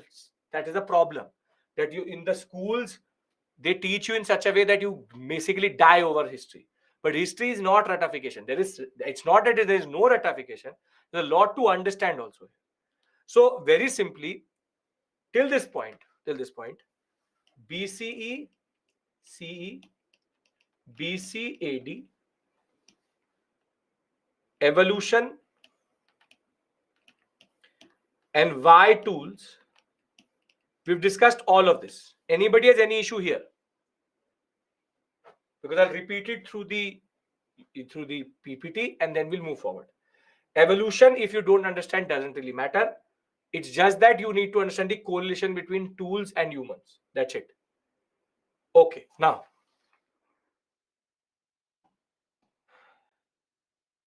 we've discussed why tools, because tools are a window to the evolution of humans, because tools are indicative of cognitive ability. So we've discussed prehistory, protohistory, history, which is only archaeological records is prehistory. Early writing and archaeological is protohistory, and writing and literature, the proper sources is history. Thereafter, we discussed how in Gregorian calendar there's a division of BC and CAD. Higher the value in BC, the further it is away from us. The higher the value in C, closer it is to us. So if you look at this, 2021 BC will be 4,000 years away from us, but 2021 C will be only 2 years away from us. Thereafter, when we talk about human evolution, India is a very, very privileged civilization that way, because we have found in two places in India. Now, this is what you learn, which is that in two places at Hathnora and Odai, this comes in the examination. Hathnora and Odai are two places in India where we found Homo erectus skull. First was found by a person called Arun Sunakia. He found a Homo erectus skull in Hathnora, and thereafter, in 2001, in what we call as the Tamil Nadu sector, the Department of History of Kerala, P. Ravindran, was able to find in Tamil Nadu a small baby skull which was also Homo erectus skull. So it's not that we have not found Homo family members in India. We found also others which are called Ramapithecus and this, but they are different families. This is Homo family in that sense. So we have evidences to show that we were linked to the larger story of civilizations. So Hathnora, Narmada Valley, Odai in Tamil Nadu. What was that 4,000? 2021 and 2021 BC and C. Can I say without my name, I am just human being? Sure. C and AD, same thing, yes. Sir, can people with genetic mutation maybe have birth low? Sure, that is what I said. If you're born with no issues at birth, then if you have chromosomal problem, genetic issues, that's a separate issue altogether. Certain children are also born with different cranial capacities because of birth defects. That's a separate issue altogether. Middle Stone Age is related to Anshu. When I'll teach you, then I will tell you. How only one single skull remains left by Why not multiple at same place? Megha, this is 2 lakh years ago. The fact that we are finding a skull is a very big thing. Are bones perishable? Do bones degrade over a period of time? Yes. So that is the problem. Maybe there were lakhs of skulls there, but they disintegrated. This is the one only which is left. Bones perish over a period of time. Over lakhs of years, anything will perish. I will discuss. Kishan, you're using Holocene, Pleistocene. Don't use it like that. I have to discuss it in what context I use it. Homo erectus, Homo habilis difference is Homo erectus stands on 2 feet. Homo habilis does not. It stands on all fours. Human remains in India, Hathnora and Odai. Hathnora, Odai, 2 places. These type of maps which you will see are actually out of Upinder Singh. Upinder Singh is an optional level book, but it is useful here. Hathnora, Hathanora, Hathnora. Okay. Now I'll give you a break here. When we come back, we start Paleolithic. Archaeological remains are there. Tool technology and cranial capacity are linked. Evolution of tools are correlated to the development in cognitive ability, and that is why we discuss tools. So when we come back, we discuss Paleolithic. Can we do that? Everybody is on board with me till this point, no issues. We all are on the same page, no issues whatsoever. All of this was context. None of the questions are going to come from this area, but now from this point forward, everything is important. Can questions really come from this? What we studied till now? Sanskar, I'm saying the same thing. Except for Hathanora Odai, nothing will come. But it's like, can I teach you the polity without teaching you constitution? This was the constitution done. Now I will teach you what is history and specifically what is Paleolithic, Mesolithic, Neolithic. Homo erectus Oshin, Arun Sunakia, Homo erectus Hathanora. You want timeline slide?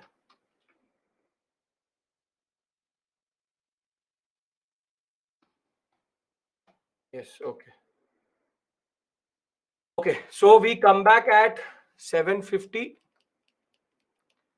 and we take the story forward. Okay.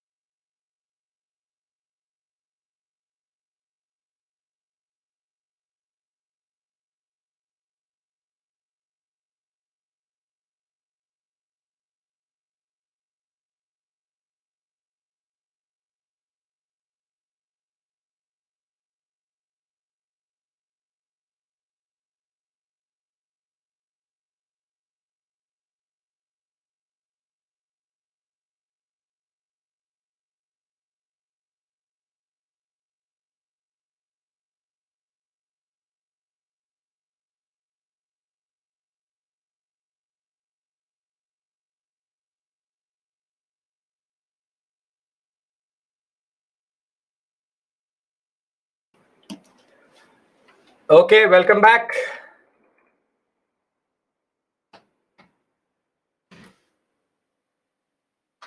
Welcome back. Mega no network issue. Welcome back. Welcome back.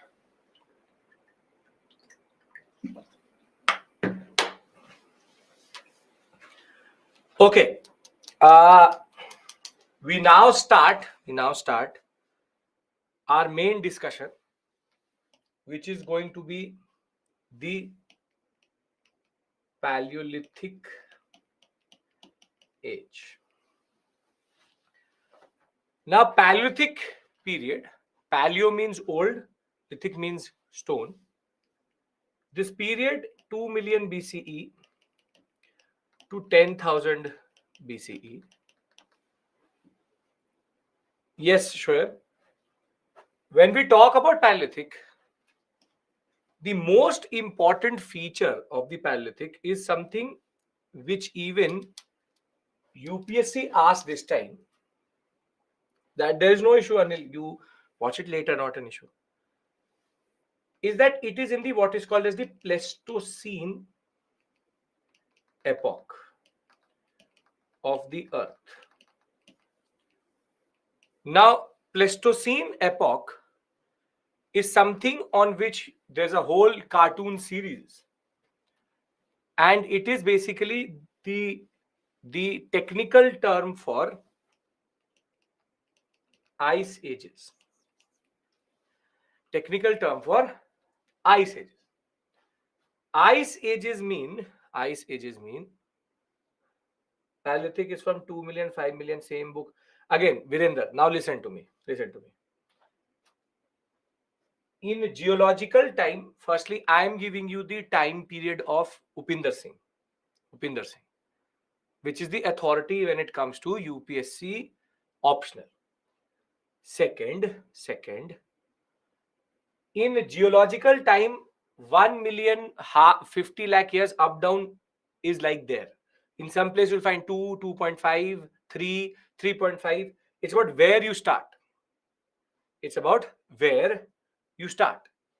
So the time period UPSC will never ask you, as it is UPSC never asks time period, but there are multiple dates you will find in multiple books.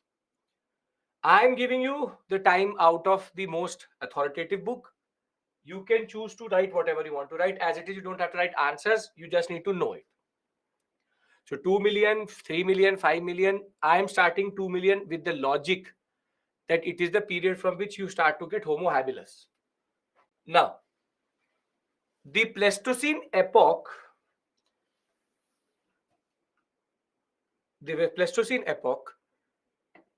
is characterized by what are called ice ages. Yes, there are only 4 ice ages, but they are divided in this epoch itself.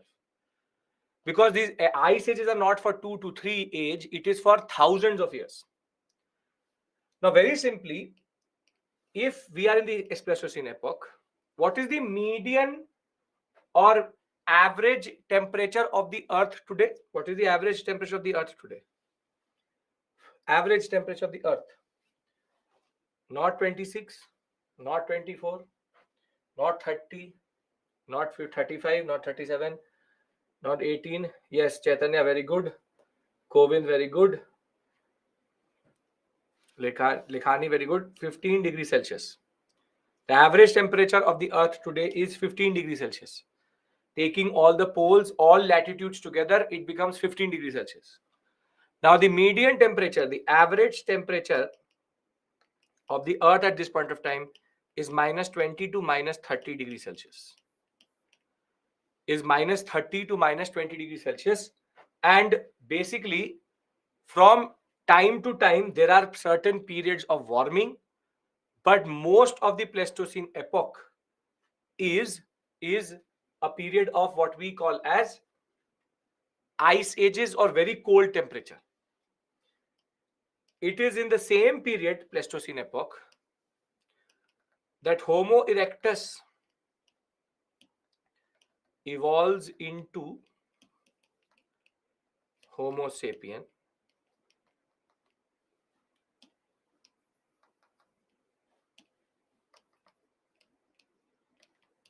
and it is in the upper Paleolithic period in which it happens.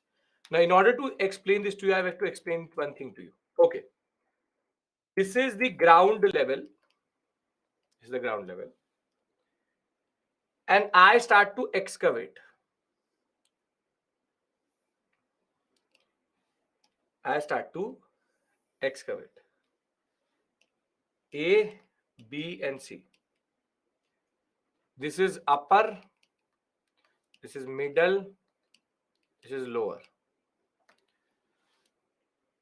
Temporally, which is time-wise, which is the closest to me? A. And the furthest away would be lower, C.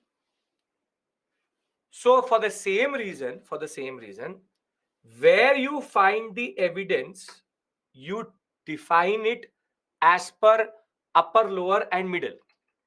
And Paleolithic, in that sense, that is why it's divided into upper Paleolithic, lower, middle.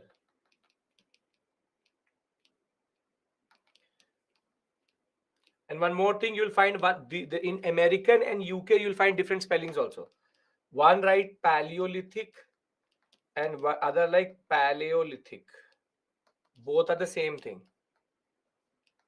So don't email me that what the spelling is wrong. It's the same exact same thing. One is in UK English, one is in British English, and the other one is in American English. Now, we have established, so the upper Paleolithic is the period in which Homo sapiens come into existence. We have established, now you see logical, I'm not going to ask you to learn anything, you see logically. We have established Pleistocene is very cold temperature and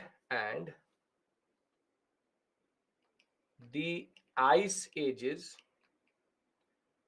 will now dictate human and animal physiology. Can anybody tell me a marker on your body which is an evidence of the Pleistocene epoch? Can anybody tell me that? Yes, very good. Hair. The fact that we all have hair on our body, this is because of the Pleistocene epoch. They did not have hair like this, but much thicker hair. Humans and animals both had very thick hair, very thick body hair, basically like a fur. And basically over a period of time, we've lost the hair on our body because of the warming of the earth itself. And you should understand one more thing, that it's not that it stopped evolving. Homo sapiens, as of right now, that is the story, that is the norm of our existence, will keep on evolving. And as of right now, the children which are being born are also showing certain indications of evolution. For example, they're being born with bigger and bigger thumbs, because we as a civilization have now started to use thumbs too much. So we use our thumbs for phones, we use thumbs for everything. So that thumb is becoming bigger and bigger. We are also seeing children are getting bigger eyes because of the way we are using and consuming a lot of blue light and what we call as screens. And certain for example, old reminiscence of our past is the appendix. The appendix used to be an indication of how we used to actually process raw vegetables, what we call as raw flora and fauna. That is not there.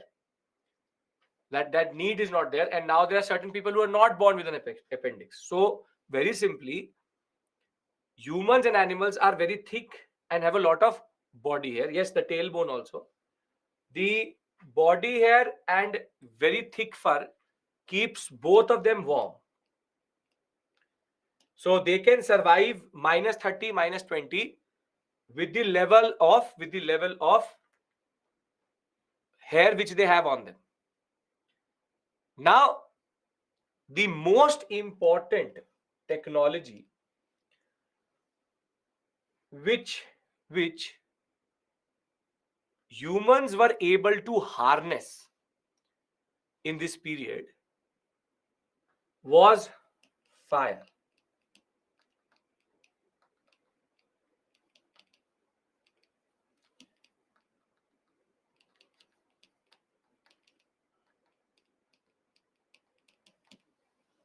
Which is that these men and women had the know-how of how to develop fire and also how to sustain fire, which is called domestication of fire. Fire again gives them warmth and also allows them to cook the food which they are eating. Now, based on the environment, this is how environment is a deterministic factor in human evolution. Now, based on the environment, animals also have one more characteristic. The animals are big, furry, and hold a lot of fat. So the example of this would be the ancestor of the elephant, for example, the mammoth, the saber tooth, which is the reminiscence or the past of the lions and the tigers. Mammoth, saber tooth, these are examples of big, very big, 10 times bigger than an elephant today, but very heavy and have a lot of fat. Fat gives you warmth. Now, these animals, because they are big and furry and heavy, their speed is going to be what? Slow or fast? Slow. So they're slow moving. So now the tools which were developed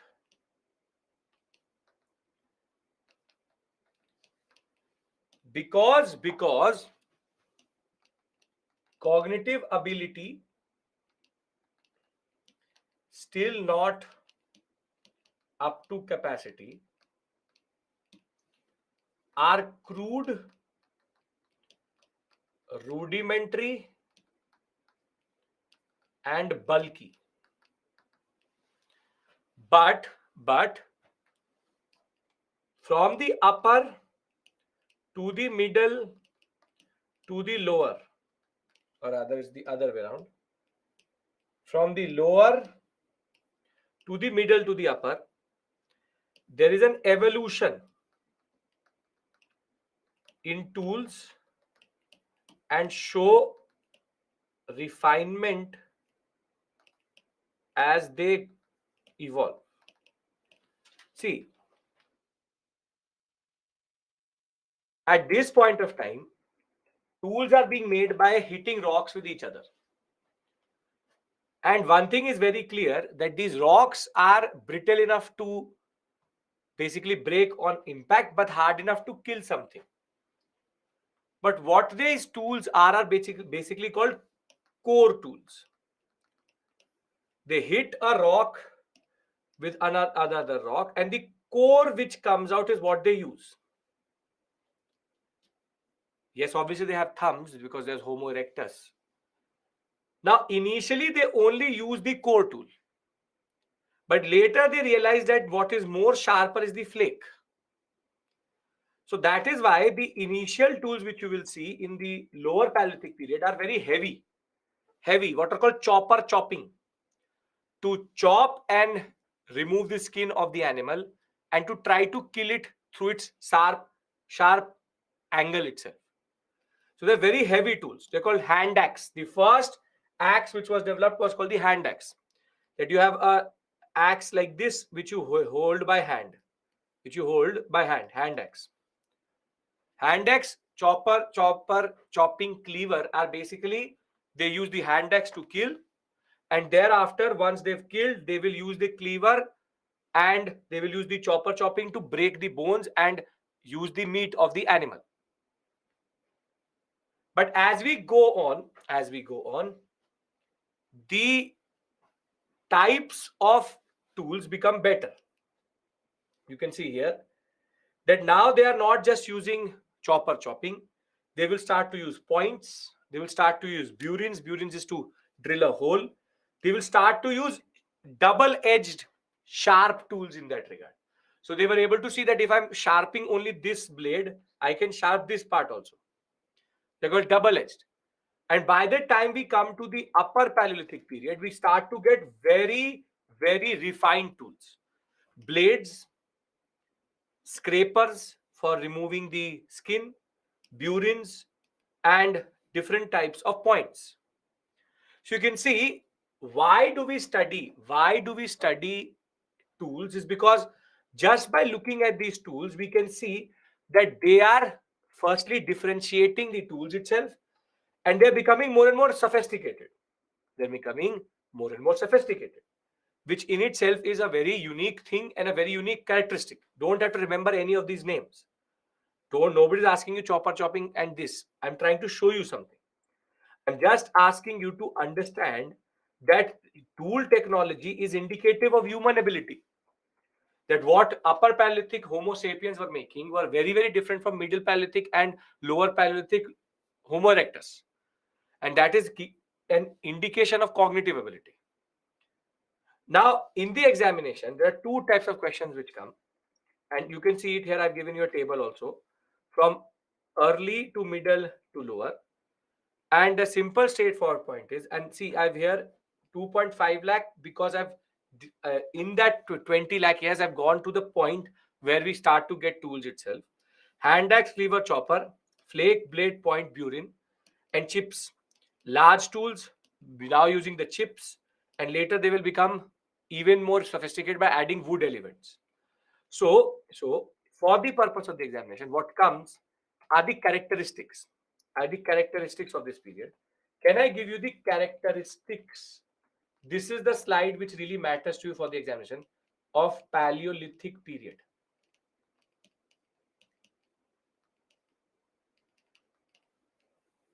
Now, generally tell me one thing. Every point which I've told you is linked to a logic of environment. Does it actually make sense or is it hard to understand? That means we move from lower to up. Makes sense. It's a logical understanding. So the first point is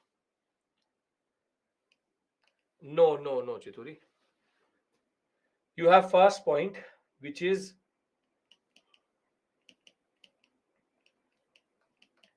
Pleistocene epoch, very cold temperatures,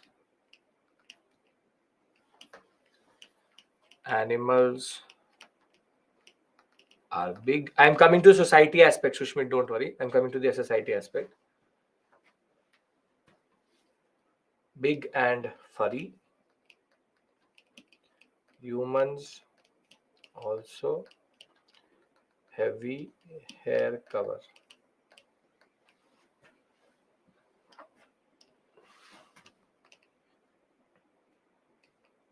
Bulky,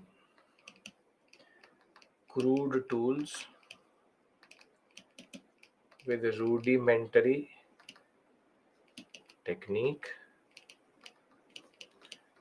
evolves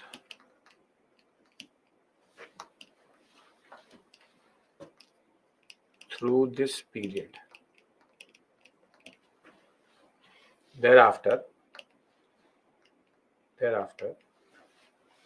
third would be Fire was domesticated. So this is the conclusion. Yes, you don't have to first write a conclusion because there's no mains question. But these are the points which will be asked as statement-based questions in the examination. Or they can ask you match the following. Fire was domesticated by the humans. Fourth. Now these are two features which I will discuss with you separately. See, if there is limited food which is based on hunting and gathering societies in which people are hunting food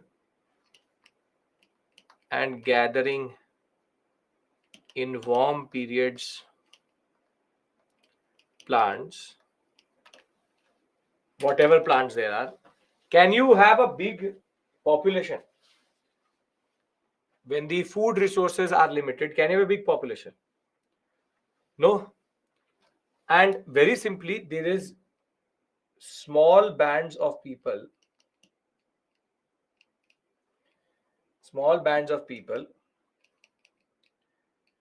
with limited food resources.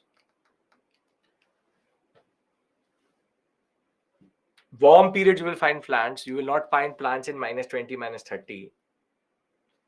Is all ice with certain periods of warming, meaning 1,000 years of cold, hundreds of years of warming, then 1,000 years of cold. It means humans were evolving. Yes, humans were evolving even before the Paleolithic period, before the Pleistocene period. Yes, Australopithecus is before Pleistocene.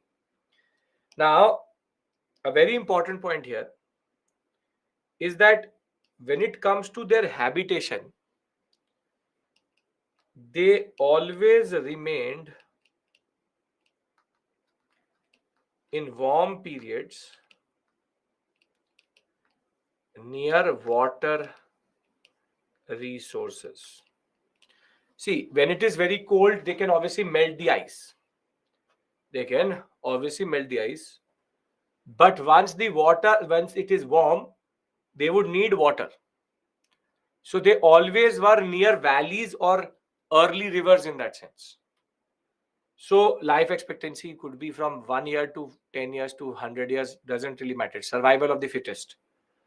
So the point is, with these 6 features mark the Paleolithic period. And the 6th point, I will demonstrate it to you also through a map. The point is Pleistocene, bulky, crude, fire, hunting, gathering. There's no political setup, no polity, no economy. And what we call them is a simple society. Everybody has a designated task. Everybody is doing that. And the best known technology which they know is fire and tools. Obviously, they are they're omnivores, not carnivores, omnivores. 4th point, last 3 words. Hunting gathering in warm periods.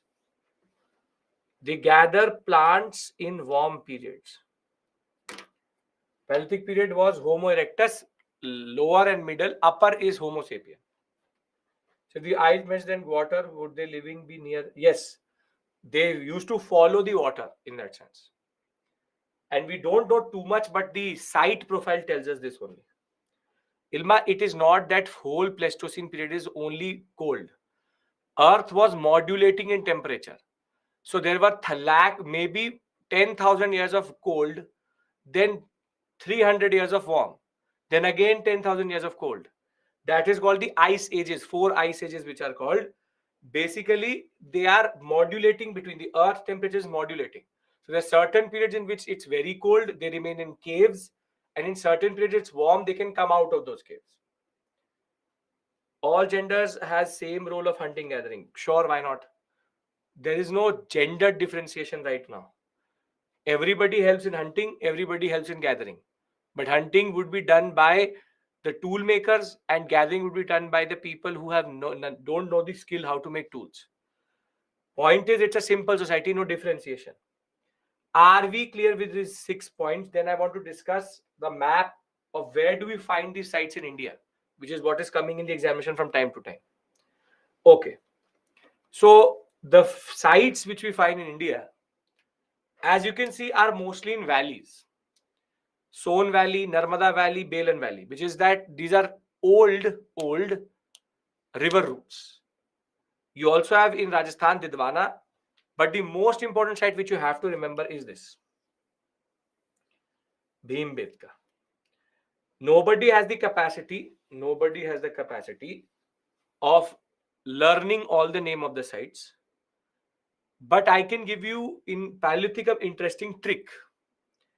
And the trick is that the Western Ghats and the alluvial plains of India, we find no sites.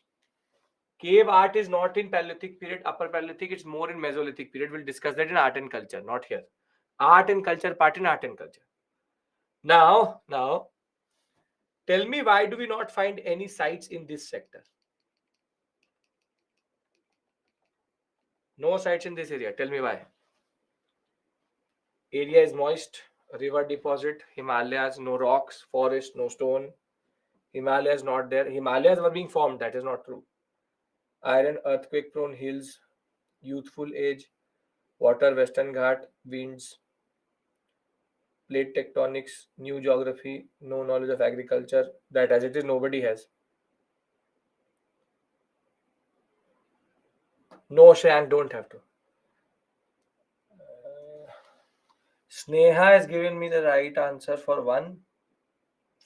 Janvi is also given me the right answer. Very good. Okay. In geography, you would have heard about something called the subsidence or the submergence of the Western Ghats. Have you heard about that? That we have a very good continental shelf in this area because this part went into the water. So if any site would have been there, this is the early stage of the Indian subcontinent geologically. So it could have gone into the water itself. Second is that the alluvial plains have not been formed itself. Himalayas will be formed, then the glaciers will start to melt. Once it will melt, then only the silt will be deposited as alluvial plains. So the point is that this whole sector is in the formation phase. So there may have been sites, but they're so deep into the alluvial plain that we can't find them itself. So very simply, it's not because of heavy population and agriculture. It's just because geologically these two areas are not stable. And they're not in their optimal way they should be. And that is why if there were sites, we don't find them. But for the examination, remember only two names, Didwana and Bhimbetka. You can do that. Two names. Got it? Everybody, come on. Yes, sir. Okay, very good.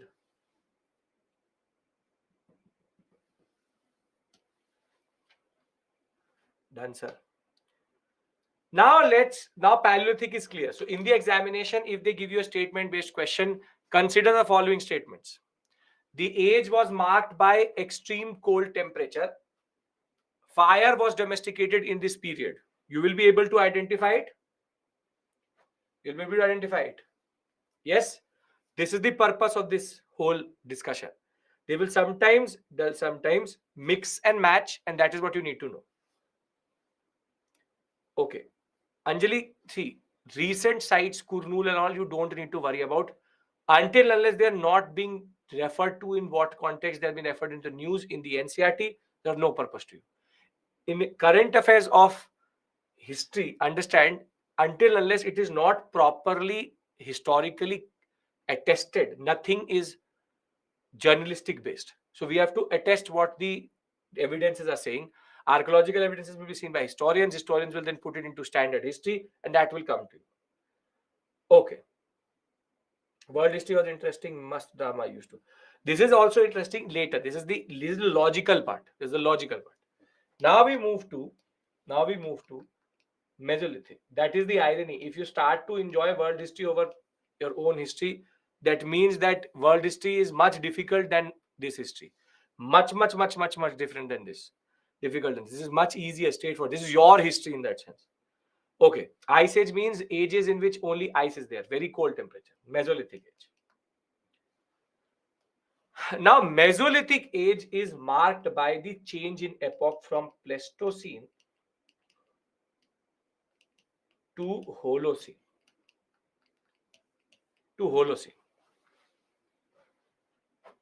And this is the most interesting aspect here, that Holocene period is what we also live in today. 10,000 to 4,000 BCE. Holocene is the period in which epoch in which we are also today. Holocene is the period of warming. It is a period of warming. And the mean temperature comes to 15 degrees Celsius. So now what happens is, with mean temperature going down, Earth is warmer,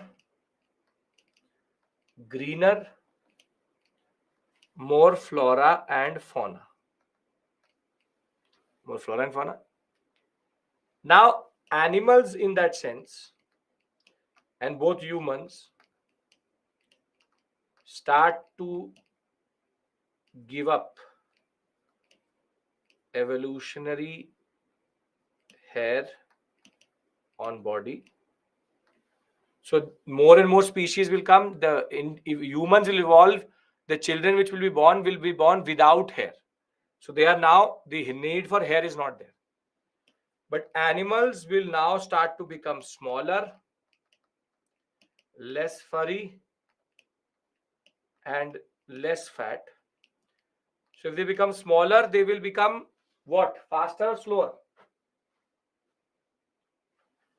They'll become faster. So tools are useless and need to change. Because now you can't, if for example a early deer used to run at 4 kilometers per hour, 5 kilometers per hour in the Pleistocene period. Now they're very fast, 18, 20, 25 kilometers per hour they can run. So obviously a human is not going to firstly match that speed and also not run behind that animal. In geography, we learn as Earth is very, very hotter, how it is turned to ice age. Chandana, first write the question correctly, but I think you're messing things up. What you are doing is that Earth was cold, then it became hot, and it is becoming hotter, and that is why it's called climate change and global warming. So where does the cold come from? Pleistocene epoch is ice ages. Thereafter, the Earth has been severely warming up. Global warming, the development of the atmosphere, is good thing till a point. Global warming is the reason why Earth can sustain life, because of the atmosphere which traps in that carbon dioxide, that traps in that heat. Which is first? You tell me. Which is first? Ice age will be first or hotter temperature will be first? Meaning I've shown you a whole table and now you're waking up from your sleep. When I showed you this table, this is the movement of that table is like this. So you, according to you, the Earth came first and the Big Bang happened second. Come on. Yep. These are small things. So the simple point is, first were dinosaurs, then came us. Pleistocene, Holocene. First the Earth was very, very, very cold, then became hot and is becoming hotter. Are we clear with regards to this, Chandana? Because somehow you are not paying attention at that point of time, because this should not come as a surprise to you. I am going chronologically. I'm going chronologically. Why would I teach you the reverse of what happened? So the first there is Pleistocene, cold, then hot. Average and mean temperature, same thing. I'm not a mathematician. I really don't care what is mean, median, mode. For me, these words are the same. Average and mean, same thing. So we have established that the earth has become warmer, it has become greener, animals have become faster. If animals are becoming faster, chopping tools will make no sense. A human cannot run behind an animal with a chopper and then kill it. So now, based on the new impulses, because of faster animals, what you get. So if earth was cold, then how big bang happens? अरे big bang अर्थ पे थोड़ी ना हुआ था.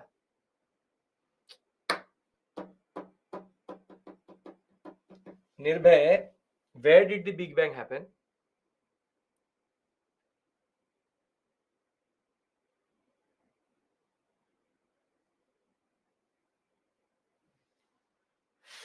$13.6 billion years ago, there was a big bang in the universe. Earth is the part of the universe. Universe is not the part of the earth. It's not the other way around. You would have done this in geography and science and technology. You haven't? You've done this in geography and science and technology? Then why is it there that by the time you come to history, you forget it? So I'm not going backwards now. I'm going to go forward. It's a very simple, straightforward point. Because of faster animals, there is a need for faster tools. And this will be the era of smaller and sharp tools, which are called microliths. And the best example, as you know, bow and arrow, spear, triangles on wooden sticks. Now, very simply, now what they're doing is that they're tying very sharp tools on sticks and then they throw it. So the age of Mesolithic is the age of microliths. They have now moved away from very heavy tools to smaller tools. So these triangles and the trapezes are basically put on certain projectiles which can be thrown.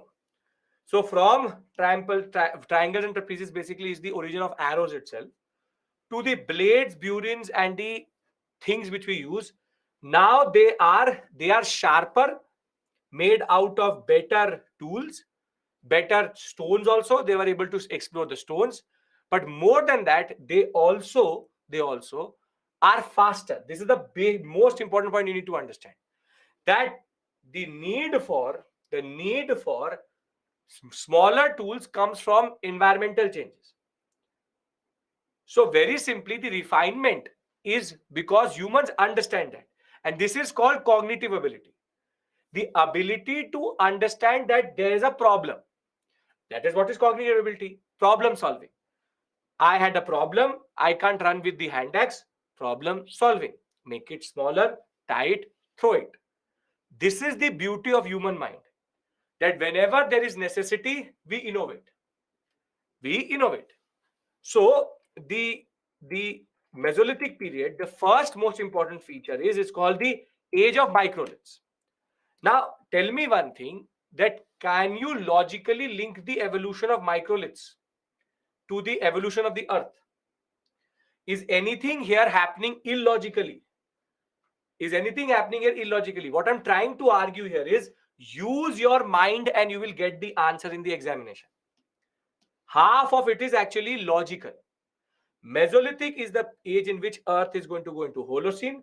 Holocene will in turn mean faster animals. Climate change will in turn lead to microliths. Now, the next most important feature, and I'll write all of it down in one slide itself. Next most important feature is that, see, if animals are becoming smaller,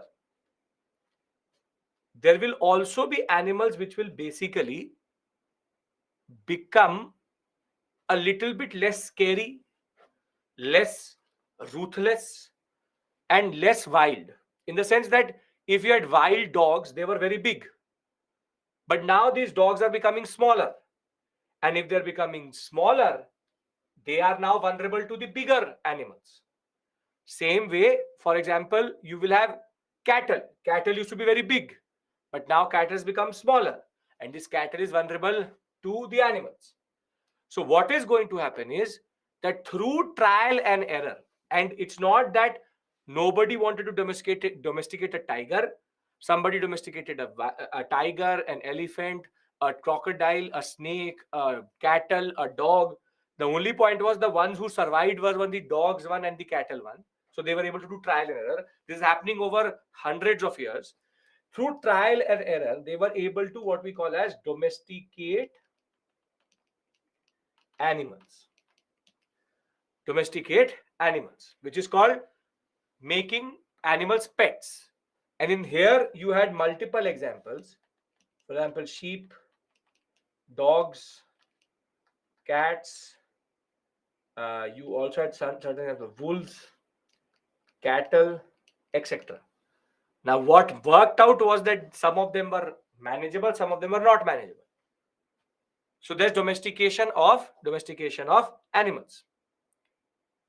But the most interesting thing which happens, anybody has any issue in domestication of animals? It's a symbiotic relationship. It's a reciprocal relationship. Animals help in hunting and the animals get food. The animals are protected by the big animals, by the humans itself. So it's a standard thing, which is a reciprocal relationship. It's a reciprocal relationship of food and protection. Food and protection. Fishing was also there. Will start to develop. Fishing will also be there. Hunting gathering includes fishing also. It is still a hunting gathering society. Hunting and gathering. Now, third point is the most interesting one. In Paleolithic, no domestication of animals. Yes. Horses used for hunting, not the way you are thinking about it. Horses would have been there, but the people sitting on horses and hunting, polo, not like polo. I know what your image is in your mind. That is not the way it works. Now, third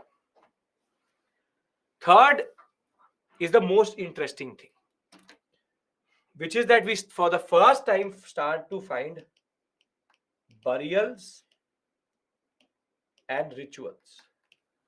Burials and rituals. First crop is not going to be right now, Neolithic, which I will discuss with you. Reciprocal relationship shows a symbiotic relationship, that the animals understood what is the relationship with the humans, and the humans understood the importance with basically that. Horses were introduced by Aryans. That is not a given. That is not a given. Indus Valley civilization has indications of horses. So that is not a given. This is standard Google type material you are quoting. That is not given. Now, this is the most interesting point. It is called burials and rituals.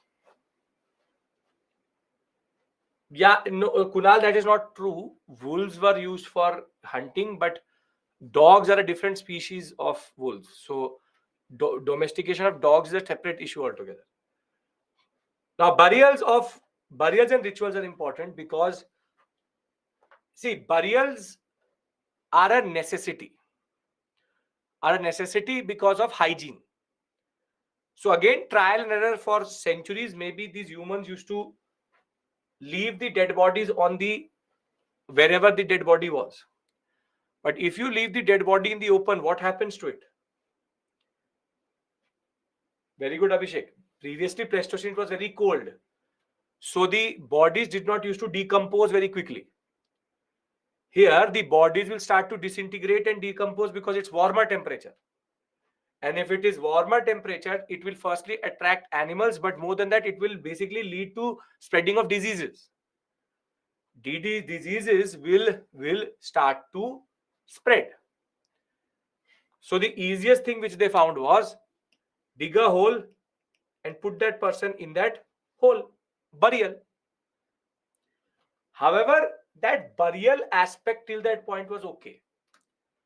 But in the later period, we started to see that in burials, these people used to put the tools of that person also in the burial itself. These are called burial rituals. Basically, the person is not able to figure out what has actually happened. For 1 second, you imagine that today we understand that that person is sleeping and that person is dead. Imagine that everybody sleeps and only few get up. So then the level of fear you will develop of sleep, that if you sleep, you will also not get up also, because there's no real difference between sleeping. You close your eyes and there you're closing your eyes also. So the level of fear which people used to have, that would have gone over period of time, understanding, okay, we are sleeping and that is death. Now, still, death was still something new to them. What happened to that person? Where did that person go? What is this concept? But what we see is that they were trying to figure it out. So according to them, the person has gone somewhere. So what they used to do is that they used to keep the tools of that person with that person. That if he's gone somewhere, he will may need his stones or his tools. These are called the first development of ritualistic practices, where we are trying to understand death, where we are trying to understand how does human existence is there. So try to understand this point, that everything which you take for granted today, that that person is dead, he needs to be done this. This is a thinking phase. They are thinking, they are trying to understand what is happening. So very simply, burials was a hygienic solution. But burial rituals, sometimes what they used to do is that I have a dog. I died, they used to kill the dog and put it with the person. That wherever that person has gone, that dog will also go. Whatever it may be, maybe it may be childish, it may be very dumb understanding of what we call as death. But the point is, they were trying to figure out next life, this life, what life, nobody knows. But there are ritualistic practices which are linked to burials, which is significant, which is basically showing you the first indications of religion. Because religion is going to be basically coming out like this only. That don't give me fundas out of scriptures. There's no scripture right now. It's all based on a certain rudimentary understanding of death. Are we clear? Are we clear? Okay. See, Egyptian pyramids are very late. Very late. We are talking about Mesolithic period. You are going to pyramids, which would be Indus Valley civilization. Separate issue altogether. That by time we have religion. Religion is the way you understand death and birth. Okay. Did they believe in otherworldly things? We don't know. We don't know, but just we know one thing, that burials used to also have burial goods, which means that people sometimes were thinking about a certain type of afterlife after death. That's it.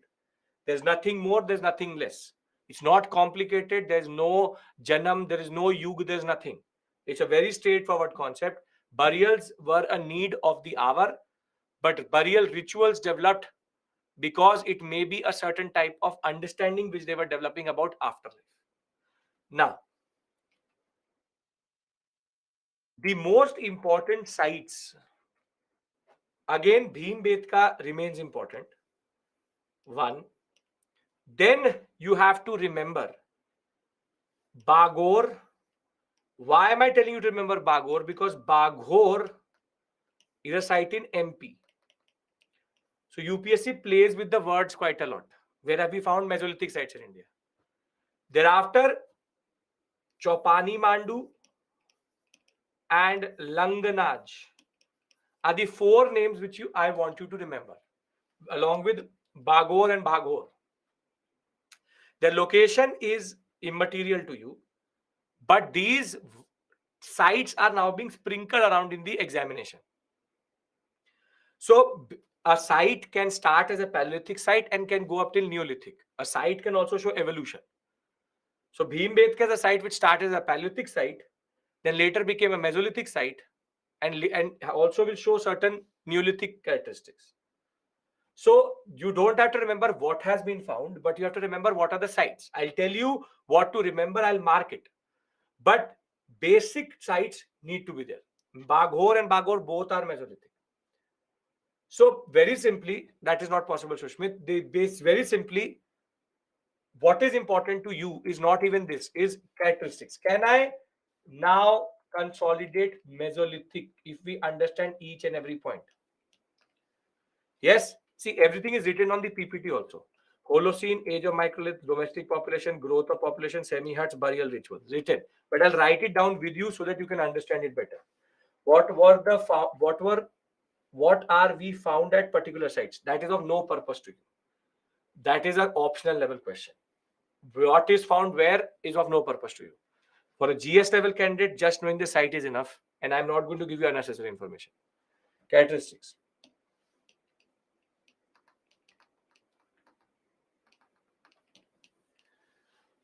Of Mesolithic. Now, the first characteristic of Mesolithic, and I'll give you a way of summarization in the end of the class, don't worry, how to actually remember these things. The first is timeline based, don't worry, is Holocene period, Holocene epoch, warmer temperatures, global warming, greener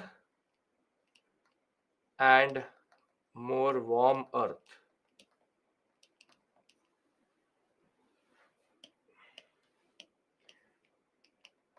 More flora and fauna. Now, if there will be more plants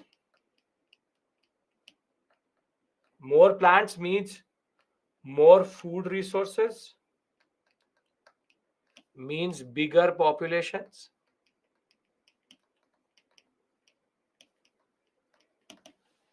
And third would be faster animals. So tools needed to change. And now microliths are developed. Age of microliths. Fifth, domestication of animals. And sixth, burials and rituals. Anybody, any issue in these 6 points? You will be able to differentiate between Mesolithic and Paleolithic. Microliths are small tools. Previously, it were bulky and heavy tools. Yes, sir? Okay. Now we come to the period which changed everything on Earth. It's called the Neolithic Age or the Neolithic Revolution. Now, previously, be it Paleolithic or be it Mesolithic, what is common to both is nomadic semi-nomadic life, hunting and gathering.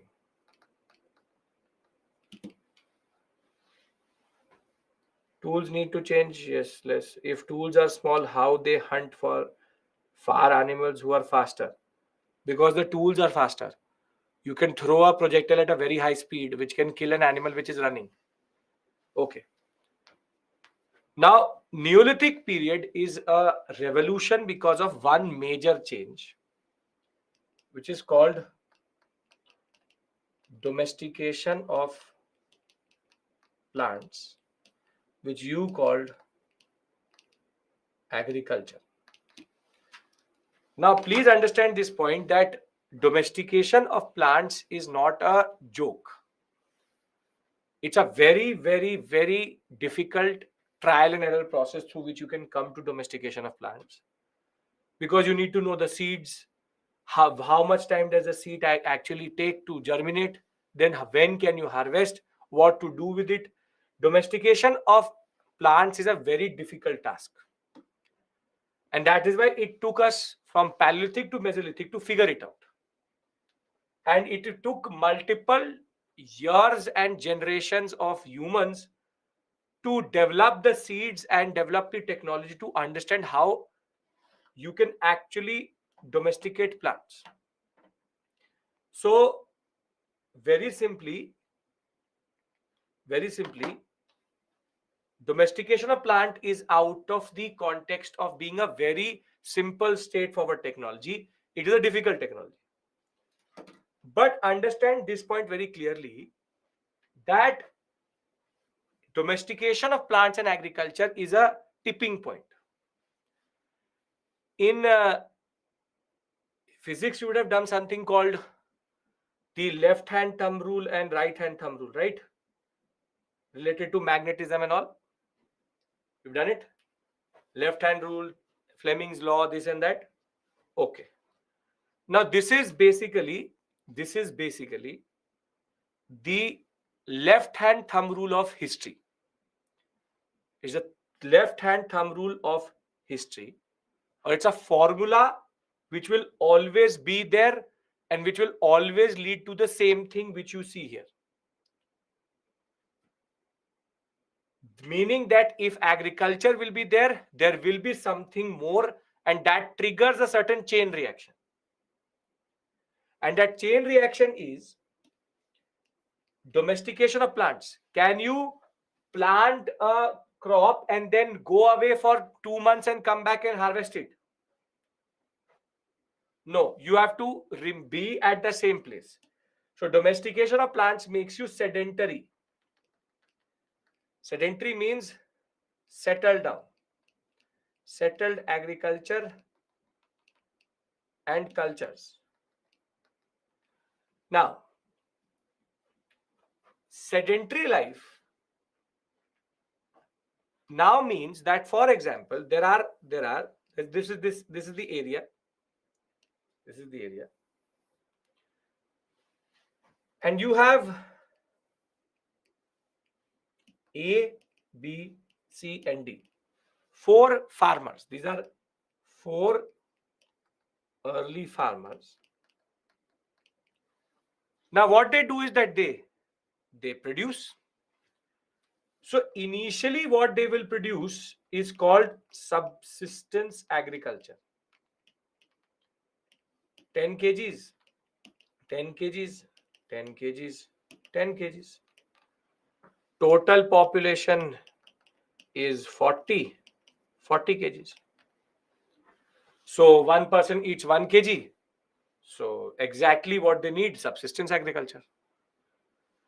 But what happens is that D somehow waters his plants more, and he is able to produce 20 kgs. And B uses a new type of seed and is able to produce 30 kgs. Now this 20 kg and 10 kg, what do you call this? Very good. This is called surplus production. Now, surplus production is not a good thing.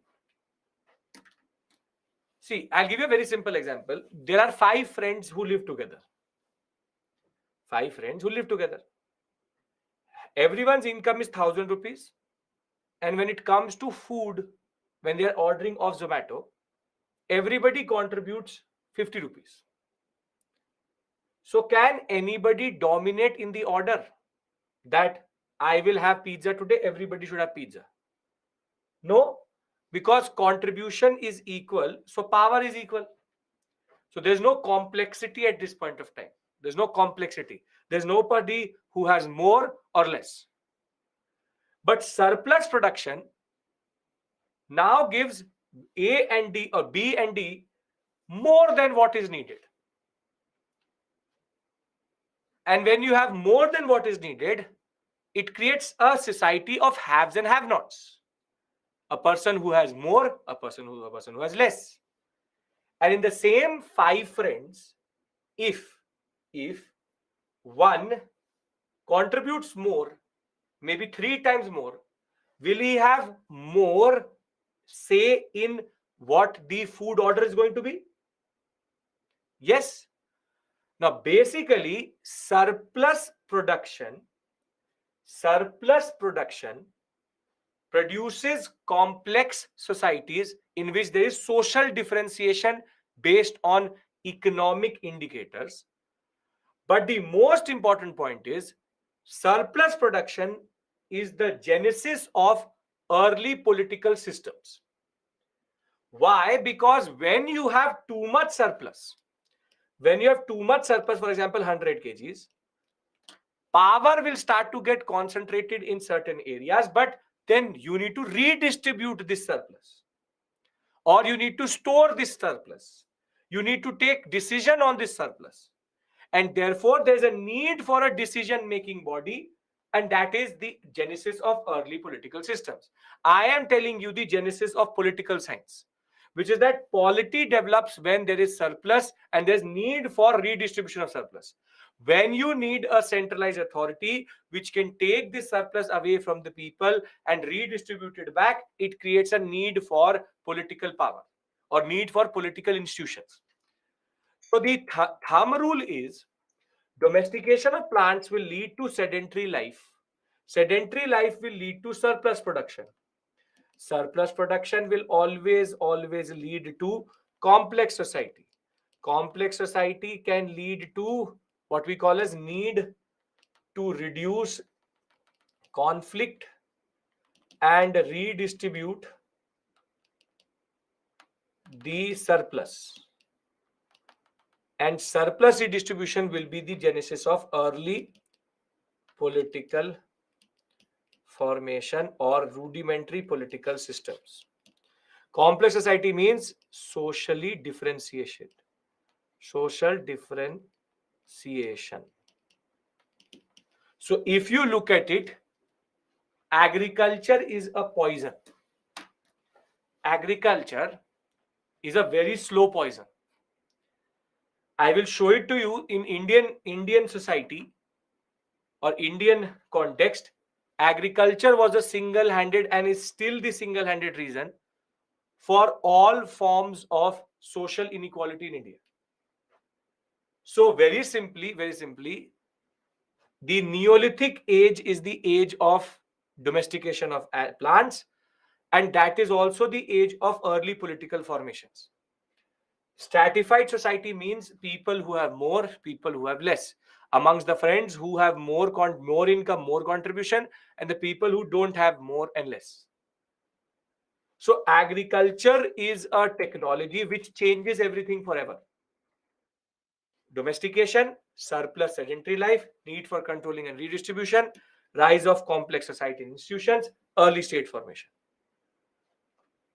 This is a very important point you need to understand. Are we understanding this logical development? Are you understand where does for the first political system develop? It's not rocket science, it's not illogical, it's not facts. It's a very interesting chain of events started by a certain change in the society itself, in the way it is. So it is the need of the time. Now tell me one thing, what will happen to tools? What will happen to tools? Concept of economy? No, it is still not. It's not based on selling it. It's about redistribution. So economy is not developed. Tool, very good. Agricultural or agriculture oriented. So you will find cells, plow. Now tell me one thing. Does a plant give you output of grains across the year? No. So the most important thing which in tool technology which they needed to develop would have been what? Storage. How do you store? Pottery. Yes, very good. Need for storage.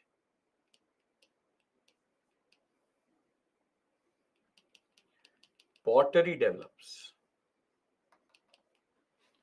Pottery develops. And this is in itself a very, very, very significant thing. That pottery became a standard thing which Neolithic had to produce. Now, one thing I need to tell you that Neolithic does not mean that one day everybody started to do agriculture.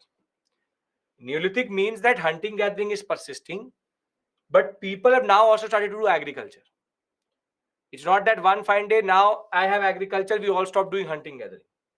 It's a slow transition over centuries. So when we talk about Neolithic, sedentary life, domestication of plants such as wheat, millets, barley, ragi, ground polish tools for agriculture, pottery, and complex societies. So the tools which you see here, are ground tools which are called to basically make flour. You ground the grains to make it eatable. So from the plow to the sickle to the celt to the hoe, all of these things are now very simply linked to agriculture. And this is why you can see how environmental change and technological change can have a bearing on human existence. But now for the purpose of the examination, this has now come twice in the exam. What are the important sites at which we find agriculture in India?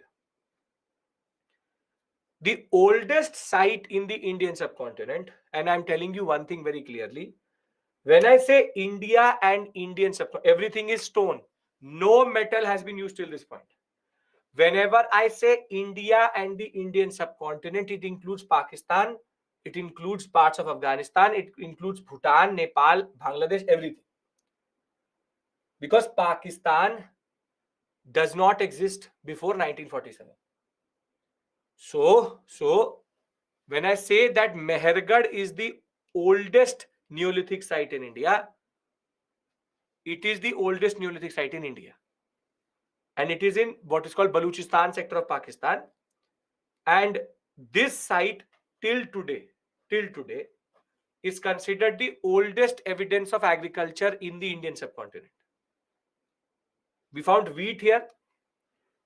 At Kodhiwa in UP, we found the first evidence of rice cultivation in the world. In Mahagara, we found barley cultivation. You have to remember these names, very important. Mehergarh, Kodhiwa, Mahagara.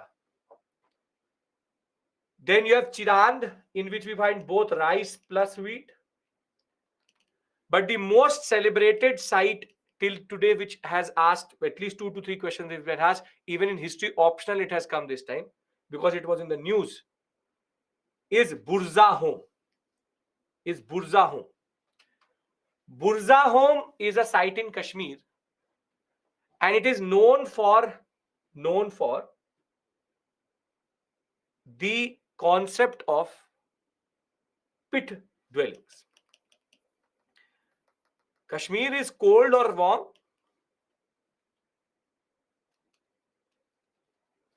Do Pakistanis teach IVC? Pakistanis, whatever they teach before 1947 is Indian history. Pit dwellings. It is cold. So when it is cold, you can't stay on the ground. So what they used to do, was to develop pits underground which used to trap heat. Pit dwellings is a very important single unique feature of Burza home. And multiple times in the examination, they've asked Burza home equals to pit dwelling.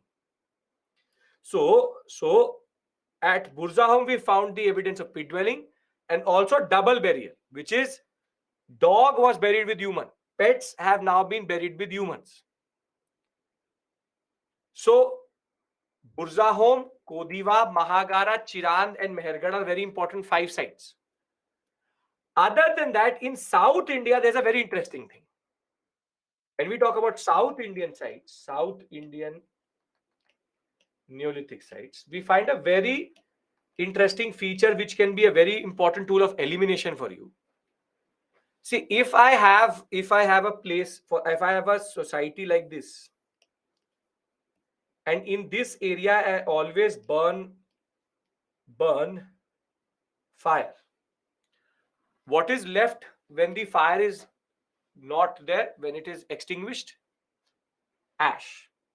So if for centuries, for 1000, 2000 years, at the same point where at the same point, if fire is burnt or cattle dung is burnt, if I excavate that area, what will I find? What will I find? Very good. I will find a whole section of that land to be made of ash. So if I look at it from ground level, it will show something like this, that there's a whole section which has only ash, and these are called ash mounds. Ash mounds are one of the most interesting thing which we found in South Indian sites. These are columns of ash on the topsoil till deep, till 2 to 3, 5, 6 meters. In South Indian sites, ash mounds were the most interesting feature. Any site, if you find an ash mount, it is linked to this, it would have to be in South India. So ash mounds are a residual process of burning in a same area for centuries. So the South Indian sites, there is a very interesting feature, and this is going to help you in eliminating if the site is in south or north, is ash mounds. So in Karnataka, we have 2 very important sites, Brahmagiri and Maski. Why are they burning? Burning ritualistically maybe, or for just cooking food also. Andhra Pradesh, you have Nagarjuna Konda. Uttanur in Telangana. Tamil Nadu, you have Piempalli. Piempalli is very, very important that way. I have it on a map also, don't have to worry. These are the sites which are very, very important vis-a-vis that. And yes, in South Indian societies, there are certain societies, certain communities which burn a fire throughout the day in certain areas. And if you will do that, there will be ash mounds which will be created. Payal, nothing. When you start to excavate a land and you find column after column of gray, it is ash. Ash mounds are basically a thing which we find in every South Indian Neolithic site. Now, this is a NCERT map, so it becomes even more important. Burza home, Mehergarh, Bhimbetka, Mahagara, Kodiva, Chirand. Darjeeling, Hading is a very important site because it's a northeast site, which shows us that as early as this period, we have civilization in the northeast. We have Piempalli here, and the word megalithic which you see here, don't worry. I will discuss megalithic when I'll discuss the period of Mauryas. I will discuss, they'll create a certain image in your mind. Burza home is known for pit dwelling and double burial. That's it. It's a very cold site. That is why they needed to have pit dwelling.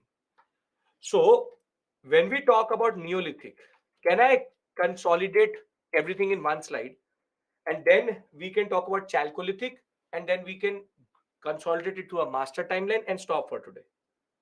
Village formation will start, Anjali. Yes. South sides, Hulnur, Piempalli, Maski, Brahmagiri, Nagarjunakonda. You want to see this? You will get this PPT. Why do you want to worry? Pit dwelling was for dead. No. People used to stay. A dead body, that is a burial. These are columns which have been made. These are pockets in the under the subsurface to create warmth. They are called pit dwellings. Basement, you understand, it's a basement. Okay. Underground basement, you understand. The concept of basement comes from Buzdahu.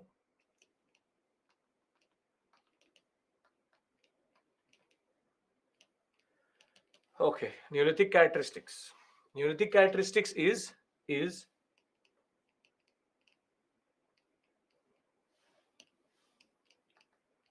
domestication of plants or agriculture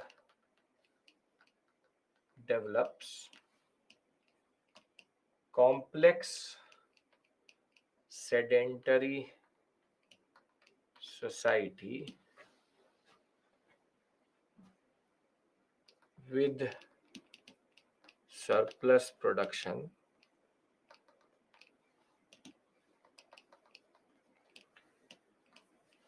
third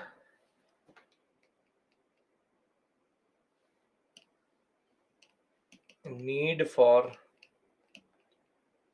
redistribution and early state formation agricultural tools and pottery.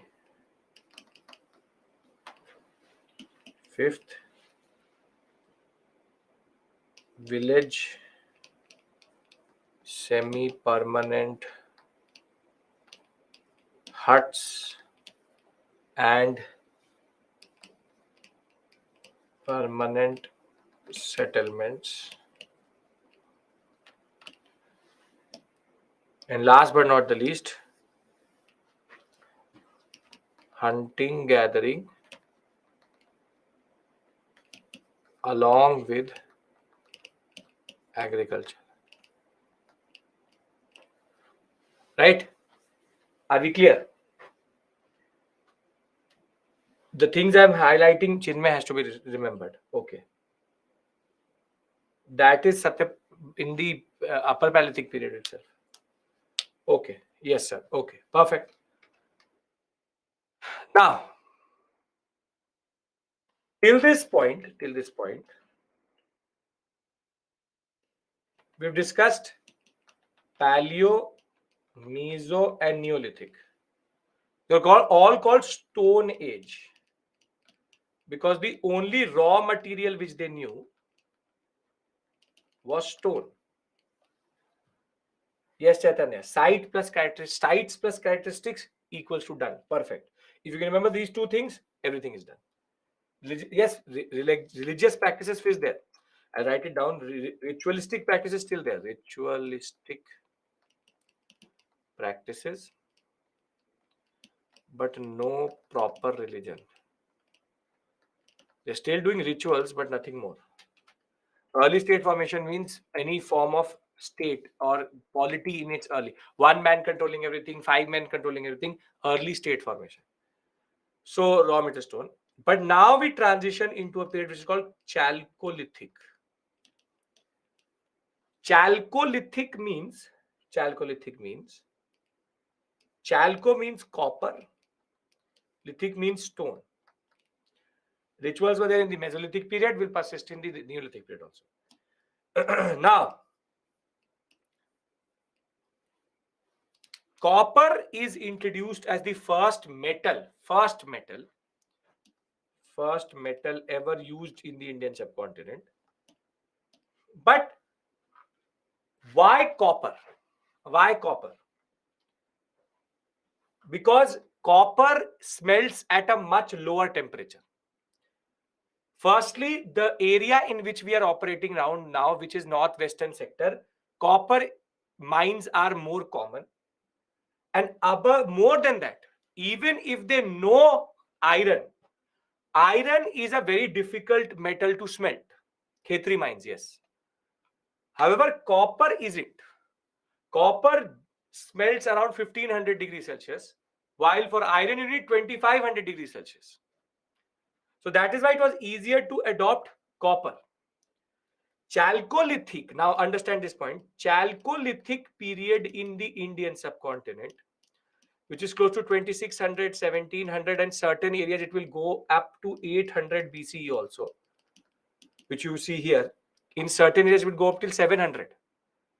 It's on the area which we are in. Let's take it 3000 round figure. Chalcolithic period in India manifested itself in two forms. One is Indus Valley civilization, which is also called the Harappan civilization. And basically, this is also a Bronze Age. Bronze is an alloy of copper when you add nickel and tin, but it is a subset of the Chalcolithic age. A lot of students tend to talk about Chalcolithic, or teachers also tend to talk about Chalcolithic separately. Chalcolithic is the umbrella term. Under that you have Bronze Age, Indus Valley civilization. But there are also what are called non-Harappan Chalcolithic cultures.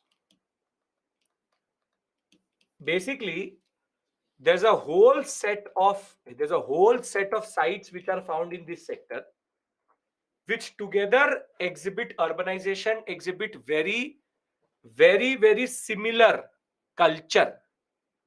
On the other hand, other than that, in interior India, we also had other sites or other cultures which were not connected to the Harappans. Culturally, maybe trade-wise they would have been. Culturally, they aren't. And they exhibit their own cultural understanding. And these are called non-Harappan Chalcolithic cultures. Now, you just have to remember the names and the most important site of these cultures. Other than that, nothing more. So, the first is called the Ahar culture or the Banas culture, based in Rajasthan, and it will be the closest to the Khetri mines. So a lot of copper tools were found in this area. They are contemporaries of the Harappans. They exist along with the Harappans, but they don't exhibit the urbanization, the civilizational scale of the Harappans in that sense. So the Banas culture is the first one. Ahar is the most important site. Then you have the Kayatha culture, and it is named after the site of Kayatha in MP. Very important again, near the river Kali Sindh as it is called.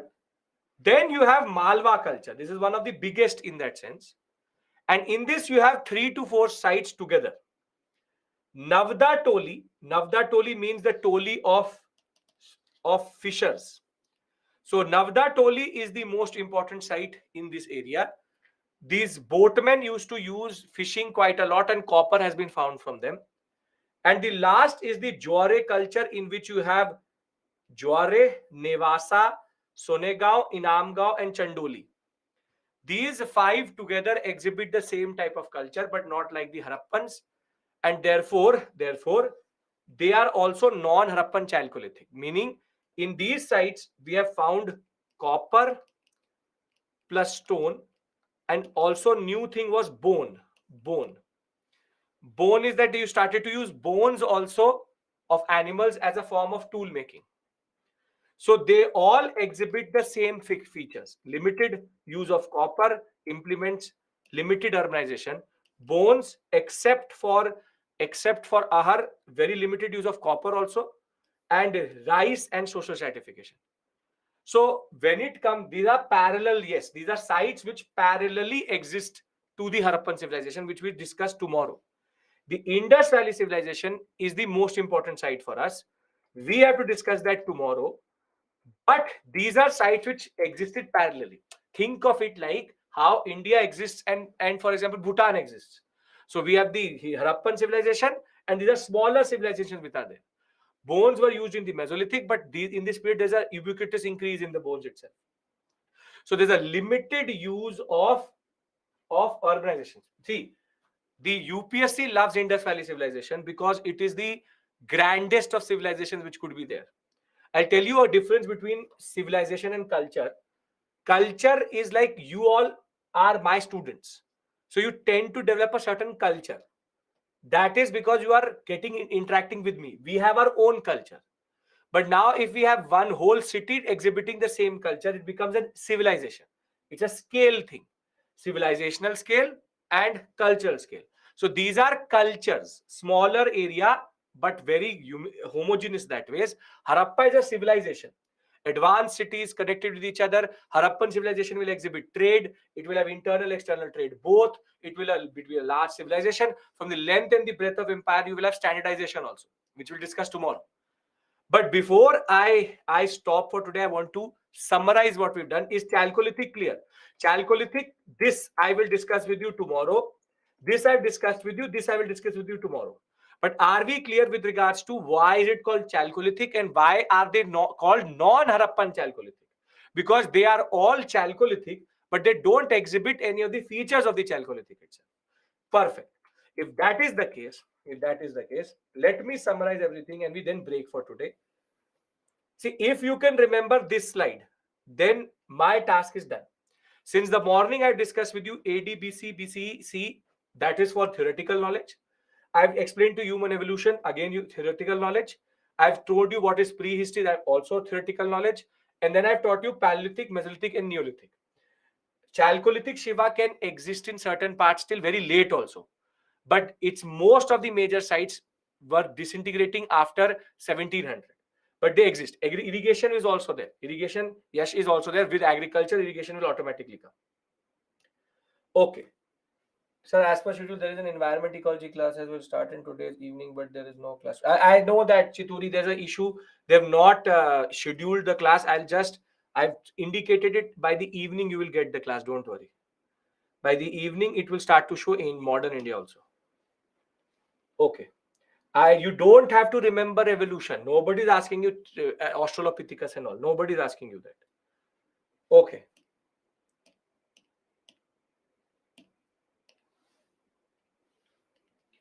Now, please pay attention. If you can understand this, then you can understand anything. Harappa is part of Chalcolithic. Chalcolithic is a bigger term. Copper plus stone. Bronze is a copper alloy. So it is a bronze age is a subset of Chalcolithic age. You have Paleolithic, Mesolithic, Neolithic, Chalcolithic. Now, 2 million BCE to 10,000,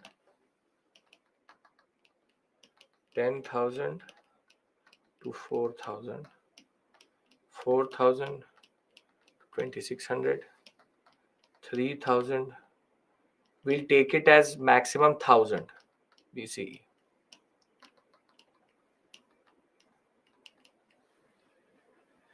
Thereafter, simple, straightforward. No state, no economy, hunting, gathering, simple society, Pleistocene, bulky and rudimentary. This is how you revise. This is how you revise. I'm making notes for you. Bulky and rudimentary. And last but not the least, fire. Thereafter, no state, no economy. Yes, there can be overlaps. There can be overlaps. There can be overlaps between these periods also. Neolithic and Chalcolithic, there's overlap. I'll show you one more overlap and I'll teach you South India. No economy, hunting and gathering. Understand this point. There's no clear-cut distinction, not proper distinction. There is always overlap. These are periods based on archaeological evidences. There will always be overlap. Domestication of animals, microliths, burials and rituals,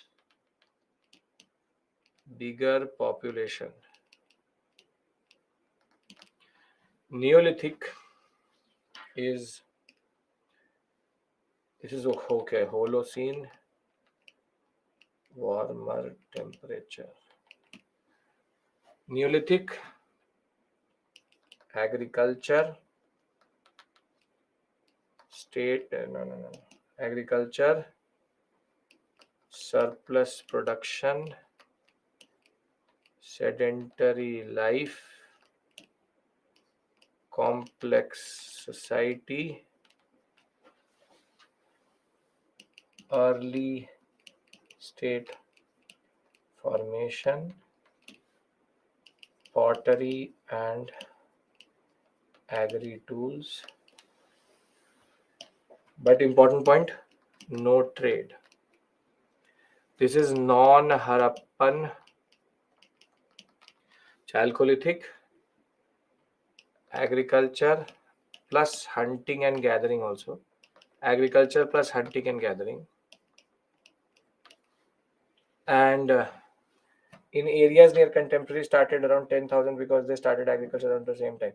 See, Amrit, the point is 10,000 to 4,000 is also a very open period. In certain areas across maybe across Europe, in a places, for example, in the Euphrates and Tigris phase, 8,000 BC also they already have agriculture. So these are only estimated for the Indian subcontinent or also very rough estimates. They all intersect. There could be a place in which in one area, in India, there could be a scenario. In one area you have a Paleolithic, in one area you have Mesolithic, in one area you have Neolithic, and in one area you have Chalcolithic civilization. They all exist. It's about where are they in their evolutionary phase in that sense. So it's not a progression, it's a evolution. Try to understand this point. Evolution always happens with contemporary civilizations being there, survival of the best of them in that sense. Okay. Hunting gathering, early state formation, complex society. But the most important point for them is use of copper as a metal. Bone also used.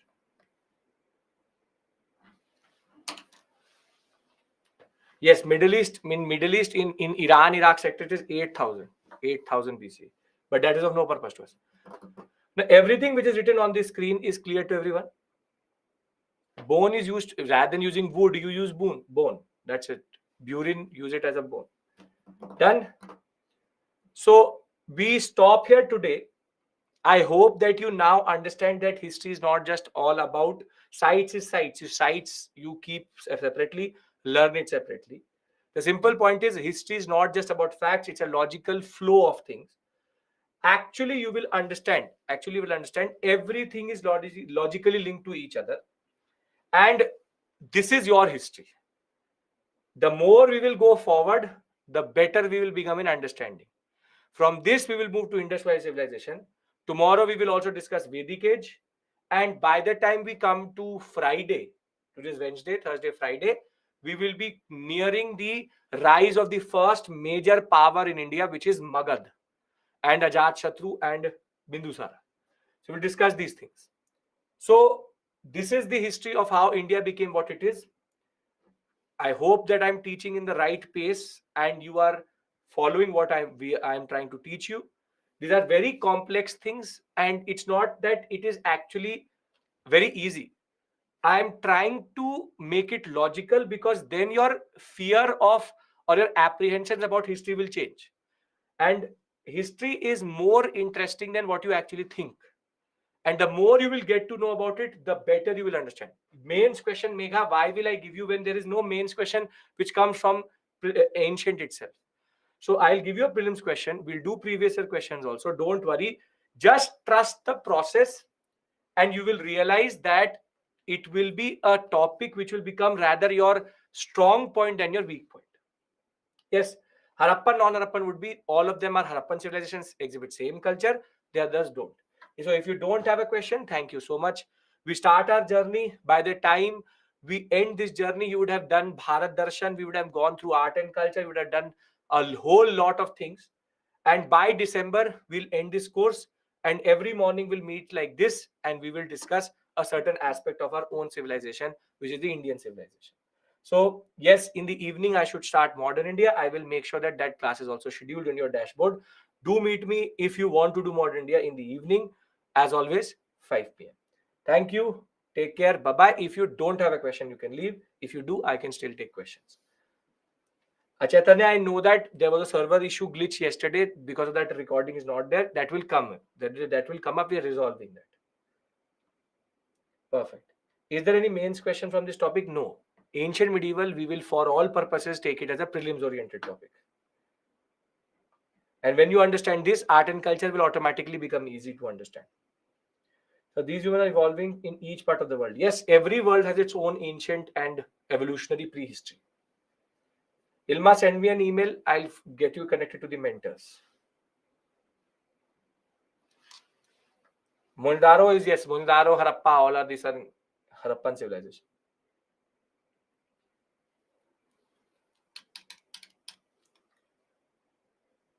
So Neolithic, Chalcolithic period are interlinked. Yes, why not? These are evolutions to each other. So they can be in between also between these two.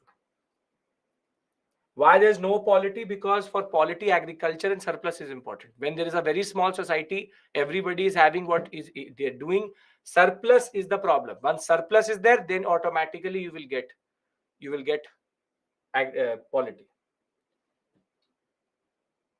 Vanshika, you stick to what I'm giving you in the PPT. Don't make notes. This is more than enough. Yes, Megha, we'll discuss that.